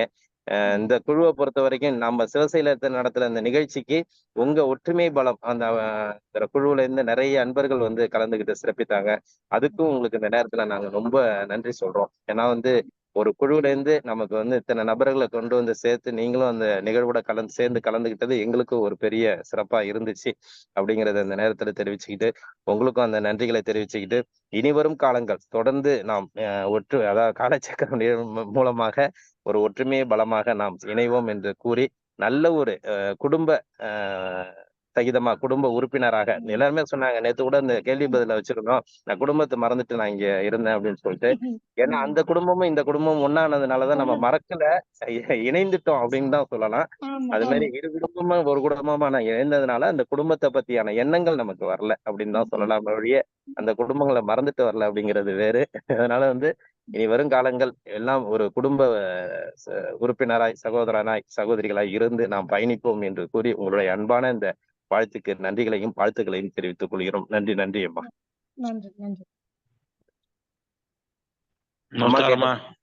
சந்தேகங்கள் இருந்தா நீங்க கேட்க. நமஸ்காரமா, அருமையா இருந்தது இந்த பதிவு. காது நான் அடிக்கடி கேட்கறது சில பேரை, காது கேக்குமா வாய் கேக்குமா? சொல்லுங்க பதில். காது கேக்குமா வாய் கேக்குமா? இல்ல, காதுக்கு வேணுங்கிறத வாய் கேட்கும். அது அவ்வளவுதாங்க.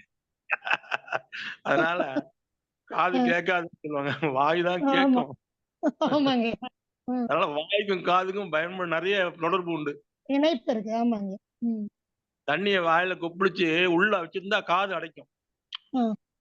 அது வரைக்கும் நம்ம வைக்கிறோம் வாயில, ம். அப்புறம் ம். மூங்கணும் அப்படிம்பாங்க ம். பெரியவங்க எல்லாம். ம். வீட்டுல எல்லாம் டபரா தான் காப்பி கொடுப்பாங்க. ம். இப்பெல்லாம் டீ கிளாஸ் கப்பா போயிடுச்சு. இந்த ம். டபரால கொடுக்கும்போது ஆண் பெண்ணா அது அர்த்தம். ஆமாங்க. ம். பெண்ணானது டபராவாகும், டம்ளர் ஆனது ஆணாகும் கருதப்படுகிறது. தனி டம்ளர்ல தண்ணி குடிக்க கூடாது, இந்த ம். காப்பி கொடுக்க கூடாதும்பாங்க. ம். அதை ஆத்தி குடிக்கணும்பாங்க. இப்படி ஆத்தும் பொழுது அந்த காப்பிக்குள்ள ஆக்சிஜன் சேருது. ம். அதுதான் நுரைக்கவே இல்லை காப்பிம்பாங்க. ம். கொஞ்சம் கொஞ்சமா குடிப்பாங்க காப்பி ஆத்தி ஆத்தி. ம். இது காப்பி போய் மருந்தா சேருது. ம். இதுதான் அடிக்ட் ஆனாங்க நம்ம பெரியவங்க எல்லாம். காப்பி குடிச்சு காப்பி ம். இல்லாம 90 வயசு 100 வயசு வாழ்ந்திருக்காங்க காப்பி குடிச்சு. ம். சிறப்புமா, நன்றி. நன்றிங்கய்யா, நன்றி.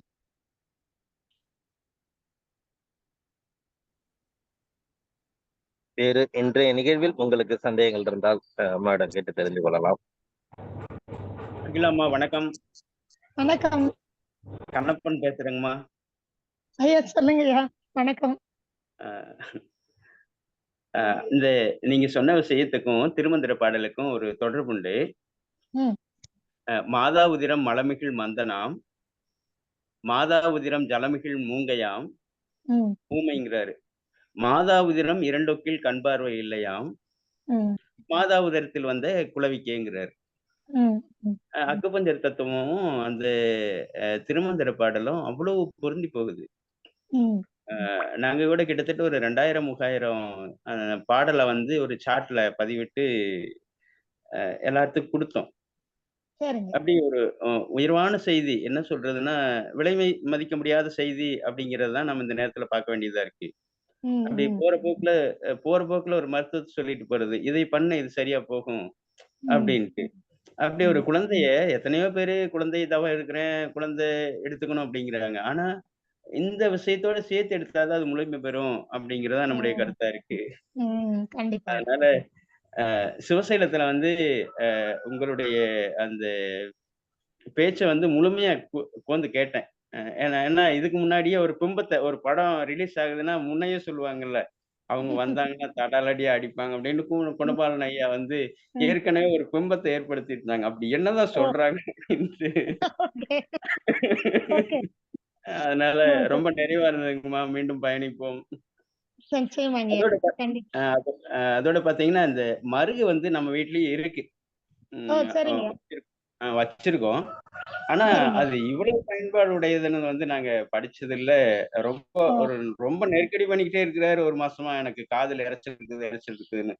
சரி, அதனால சரிங்க. இன்னைக்கே கூப்பிட்டு அதை பயன்படுத்தி பார்த்துடுறேங்கம்மா. நிச்சயமாங்க. நிச்சயமா. நன்றிங்கம்மா. நல்லதுங்கம்மா. சந்திக்கலாங்க. நன்றி. வாழ்க வளமுடன். வாழ்க வளமுடன். வணக்கம். கண்ணப்பன் ஐயா, அந்த திருமந்திரத்தினுடைய பாடலினுடைய பொழிப்புரையும் கொஞ்சம் சொன்னீங்கன்னா நல்லா இருக்கும். மாதா மாதா உதிரம் மாதா உதிரம் அந்த மலச்சிக்கலோட இருந்தது அப்படின்னா, அந்த பெருங்குடல்ல காற்று இருந்தது அப்படின்னா, அது மந்தமா பொறக்கும் அப்படிங்கிறாரு. ஜலம்னா நீர். ஜலமிகள் மாதவிடாய் ஒழுங்காகல, சிறுநீர் போகல, அல்லது பய உணர்வு அதிகமா இருந்துகிட்டே இருக்குது அப்படின்னா, மூங்கை அப்படின்னா ஊமை. அ ஊமையா பிறக்கும் வாய்ப்பு. அப்படிங்கிறாரு. ம். ம். இரண்டொக்கில் 2மே, அந்த மழை, ஜலம் 2மே பிரச்சனையா இருந்ததுனா தான், அந்த குழந்தை சிக்கலாகுது. கண் பார்வையே குறையுது. அப்போ ஒரு ம். 70, 80% அறிவ கண்ணு தான் பெறுது. அப்போ அந்த ம். அ அறிவ குறைவா பெறுது அப்படிங்கிறார். இரண்டொக்கில் கண்ணிலையாம் மாதா உதரத்தில் வந்த குளவிக்கே அப்படிங்கிறார். அப்போ ஒரு ம். திரிபுலாவோ, ஒரு பொன்னாவரை சூரணமோ, சாதாரண விளக்கெண்ணெய் 1 லிட்டர் வாங்கி வச்சிருந்தனா கூட, அந்த குழந்தை அறிவாளியாக, ஆரோக்கியமாக, தனக்கும் பிறருக்கும் பயனுடைய குழந்தையாக இருந்திருக்கும். அப்படி நிறைய நம்ம அனுபவத்துல பார்க்கணும். இந்த பாட்டையும் கேட்டிருக்கோம். நம்ம ட்ரீட்மெண்ட் பார்த்துட்டு இருக்கிற பொழுது, இது பெரிய ஒரு ஆணித்தனமாக நமக்குள்ள ஒரு பெரிய நிச்சயமா. ஒரு தூண்டுதலாக இருக்கு. அதனால தான் எங்க பார்த்தாலும் நம்ம இத வெளிப்படுத்திக்கிட்டே இருக்கிறோம். ம். அதனால கொண்டு போய் சேர்த்த வேண்டியது இருக்குது தமிழனுடைய வாழ்வியலை. நன்றி நன்றிங்க கண்டிப்பாங்க ஏன்னா காலத்தை மதிக்காதவனை யாரும் மதிக்கிறது இல்லைன்னு சொல்லுவாங்க. அதனால காலம் கடந்துகிட்டே நிச்சயமா இருக்குது. 7:05 ஆகி ம். போச்சுங்க. மீண்டும் சந்திக்கலாம். வாழ்க வளமுடன். வாழ்வாங்கு வாழ்க. வணக்கம் மேடம். வணக்கம்மா. கொஞ்சம் கிட்ட வாங்க சார். செடி நல்லா தெரியல. நான் உங்களுக்கு குழுவுல எடுத்து போட்டுறேனுங்க. இது நல்ல வணக்கம். நல்ல வீட்டுல வச்சிருந்தாங்க அப்படின்னா நல்ல வாசனையா இருக்கும். சில பேர் வந்து பூல வந்து இடையில வச்சு கட்டுவாங்க. நம்ம பூ கட்டுறோம் இல்லைங்களா, அந்த பூவுக்கு இடையில வந்து வச்சு கட்டுவாங்க. இந்த பூனுடைய அந்த வாசம் தான் சுவாசத்தையே வந்து மேன்மைப்படுத்துது. அதனாலதான் ஆண்களை விட ஆரோக்கியமா இருக்கிறதுக்கு இது ஒரு காரணம் அப்படிங்கிறது ஒண்ணு நினைவுபடுத்த வேண்டியது இருக்கு. Okay sir. அம்மா வணக்கம் சொல்லுங்க. வணக்கம்மா, நான் சுகந்தி பேசுறேம்மா. சொல்லுங்கம்மா. என்ன வந்து தண்ணி வந்து நிறைய ஒரு நாளைக்கு 4 லிட்டர் குடிக்கணும் அப்படின்லாம் சொல்லிட்டு இருக்காங்க. அப்பதான் வந்து பனிக்கூட நீர் வந்து குறையாம இருக்கும் அப்படிலான்றாங்க. இப்ப அது மாதிரி நான் குடிக்க தேவையில்லைல்ல, நீங்க சொன்ன மாதிரியே வாய் வச்சு நம்ம உமி நீரோட கலந்து குடிச்சா போதுமா? ஆமாமா, நீங்க உமிழ்நீரோட கலந்து வாயில பல்லுல எல்லாம் பட்டு சுவை நரம்புகளோட பட்டு குடிக்கும் போது எவ்வளவு நீர் உங்களுக்கு தேவைங்கிறத அந்த சுவை நரம்புகள் தீர்மானிக்கும். போதும்னு உங்களுக்கு ஒரு உணர்வு வரும்போது நிறுத்திக்கோங்க. எப்பெல்லாம் குடிக்கணும்னு தோணுதோ அப்பப்ப வாயில வச்சு குடிக்க, அப்படி உமிழ்நீரோட கலந்து குடிச்சீங்கன்னா உங்களுக்கு வந்து 4 லிட்டர் தண்ணி எல்லாம் தேவையில்லைங்க. இப்ப மழை பெஞ்சிட்டு இருக்குது அப்படின்னா 1 லிட்டர் கூட உங்களால குடிக்க முடியாது. நல்ல வெயில் அடிக்குதுன்னா 4 லிட்டர்ல நிறுத்த முடியாது. புரியுதுங்களா? சோ நீங்க வாழக்கூடிய சூழலை பொறுத்து உங்க உடலுக்கு எவ்வளவு நீர் சத்து தேவைங்கிறத பொறுத்து தாகம் வந்து நிர்ணயிக்கும், உடல் வந்து நிர்ணயிக்கும். அதுதான் அளவே தவிர இவ்வளவுதான் குடிக்கணும் இவ்வளவுங்கன்னு அவசியமே கிடையாது. இப்ப ஏசி ரூம்ல வந்து வேலை செய்யற ஒரு ஐடி கேண்டிடேட் வந்து நான் வந்து 5 லிட்டர் தண்ணி குடிக்கணும்னா ஒரு கிட்னி ஃபெயிலியர் வந்துடும். புரியுதுங்களா? தண்ணி வந்து அவருக்கு தேவையில்லை அவ்வளவு. ஏன்னா உடல்ல இருந்து வியர்வை மூலமா தண்ணீர் வெளியேறது கிடையாது அவங்க ஏசியில உட்கார்ந்து இருக்கிறதுனால. அதே வந்து ஒரு வயல்ல ஒரு 4 ஏக்கர் நிலம் உழுதுட்டு இருக்கிறாருன்னா அவர் 4 லிட்டர் தான் ஒரு நாளைக்கு குடிக்கணும்னு வெட்ட வெயில்ல நின்று வேலை பண்ணிட்டு இருப்பாரு. 4 லிட்டர் தான் போதும்னா அவருக்கு பத்தாது, அவருக்குமே கிட்னில தொந்தரவு வந்துடும். சோ அவரவர்களுடைய உடல் வாகை பொறுத்து, சூழலை பொறுத்து, அவங்க உடம்புல இருக்கக்கூடிய நீர் தன்மையை பொறுத்து தாகம் வந்து நிர்ணயிக்கும் எவ்வளவு வேணும்னு. அப்போ அந்த தாகத்தை தீர்க்கிற அளவுக்கு தண்ணி குடிக்கணுமே தவிர வயிறு நிறைய தண்ணி குடிக்க கூடாது. சோ வாயில வச்சு கொஞ்சம் கொஞ்சமா முழுங்குங்க. அப்போ உங்களுக்கு எவ்வளவு வேணுமோ அவ்வளவு குடிக்கலாம். இவ்வளவுதான் அளவு கிடையவே கிடையாது. புரியுதுங்களா? சரிங்கம்மா. Okay ma'am. இன்னொரு ரேர் டவுட் மேம். படுக்கும் போது வந்து பிறண்டு படுக்கும் போது எந்திரிச்சுதான் பிறண்டு படுக்கணும், இல்லைன்னா கொடி சுத்திக்கும் அப்படின்றாங்களே, அது உண்மையா மேம்? அது மாதிரி எந்திரிச்சு நைட்ல படுக்க முடிய மாட்டேங்குது. அந்த ஒரு டவுட்டும் இருக்கு மேம். அது மட்டும் அதுதான் தாயினுடைய தியாகம் இந்த காலத்துல ரொம்ப முக்கியம். நீங்க வந்து படுத்து உடனே அப்படியே ஆப்போசிட்ல லெப்ட் ரைட்னு திரும்ப கூடாது. நேரா படுத்துறீங்கன்னா அப்படியே திரும்பலாம். ஏற்கனவே நீங்க வலது பக்கம் படுத்திருக்கிறீங்க அப்படின்னு சொன்னா நீங்க கட்டாயமா எழுந்து உட்கார்ந்து நேருக்கு வந்துட்டு அப்புறம் தான் இடது பக்கம் திரும்பி படுக்கணும். புரியுதுங்களா? ஏன்னா உள்ளுக்குள்ள கர்ப்பப்பை வந்து விரிவடைஞ்சு அதுக்குள்ள பனிக்கூட நீர் இருக்கு. அப்போ குழந்தை வந்து மேல கீழே எல்லாம் உருண்டுட்டு இருக்கும். தொப்புள் கொடிங்கிறது குழந்தையினுடைய 2 பங்கு நீளத்துக்கு இருக்கும். நீங்க சட்டுன்னு இப்படி திரும்பினீங்கன்னா ஒண்ணு மசில்ஸ் எங்கேயாவது பிடிக்கும், குழந்தையினுடைய தொப்புள் கொடி ஒருவேளை நேரா இருந்தா ஒண்ணும் ஆகாது. இப்படி குறுக்க இருந்தது குழந்தைன்னா டக்குன்னு வந்து குழந்தை நீங்க திரும்பும் போது அதுவும் மாறும். அப்போ தொப்புள் கொடி சுத்தறதுக்கு வாய்ப்பு அதிகம். அதனாலதான் அந்த காலத்துல பெற்றோர் நம்மளுடைய முன்னோர்கள் இப்படிதான் இருக்கணும்னு ஒரு கோட்பாடை வச்சதுக்கு காரணம் இதான். இதான் சேஃபஸ்ட் வே, பாதுகாப்பான வழி. புரியுதுங்களா? கொஞ்சம் கர்ப்ப காலத்துல தியாகம் பண்ணுங்க, கொஞ்சம் சிரமப்படுங்க. அப்பதான் அந்த குழந்தை பிறக்கும் போது சந்தோஷமா எதிர்கொள்ள முடியும், வாங்கிக்க முடியும். சரிங்களா? சரிங்க ma'am. Thank you ma'am. Thank you ma'am. நன்றி மேம். நன்றி. வணக்கம் ஐயா. வணக்கம். சொல்லுங்க. ரொம்ப சிறப்புங்க சிவசைலத்துல நீங்க உங்களோட உரை. அதுல குறிப்பா நம்ம அந்த ஆட்டிசம் பாதித்த குழந்தைகளை பத்தி நம்ம சொன்னீங்க. குளிப்பாட்டுனா வந்து அது அந்த குழந்தை வந்து சரியாகலைன்னா கேளுங்க அப்படின்னு சொல்லி. நான் நேற்று இந்த குழுவில பதிவிட்டேன். நான் ஒரு சிறப்பு பள்ளிக்கு போயிட்டு இருக்கிறேன். அந்த ஆட்டிசம் பாதித்த குழந்தைகளை நான் சந்திச்சுட்டு இருக்கிறேன். கண்டிப்பா சரிங்க நம்ம அந்த நிர்வாகத்தை சொல்லி நம்ம அதை சரி பண்றதுக்கு முயற்சி பண்ணுவோம். ரொம்ப நன்றிம்மா. நிச்சயமா அதே நன்றிங்க மாதிரி இன்றைய வகுப்புல வந்து நீங்க சொன்ன அந்த சிறுநீரக பாதிப்பு குழந்தைகளுக்கு எப்படி வருது, பெரியவங்களுக்கு எப்படி வருதுங்கிறத சொன்னீங்க. அது நாங்க நிறைய விஷயங்கள் தெரிஞ்சுக்கிட்டோம். அதே மாதிரி அந்த மூலிகை கிட்ட வந்து அனுமதி வாங்கிட்டு தான் பறிக்கணுங்கிறத வந்து காளியப்பனையா வந்து பள்ளி குழந்தைகள் வந்து அறிவியல் இயக்கம் சார்பா வந்து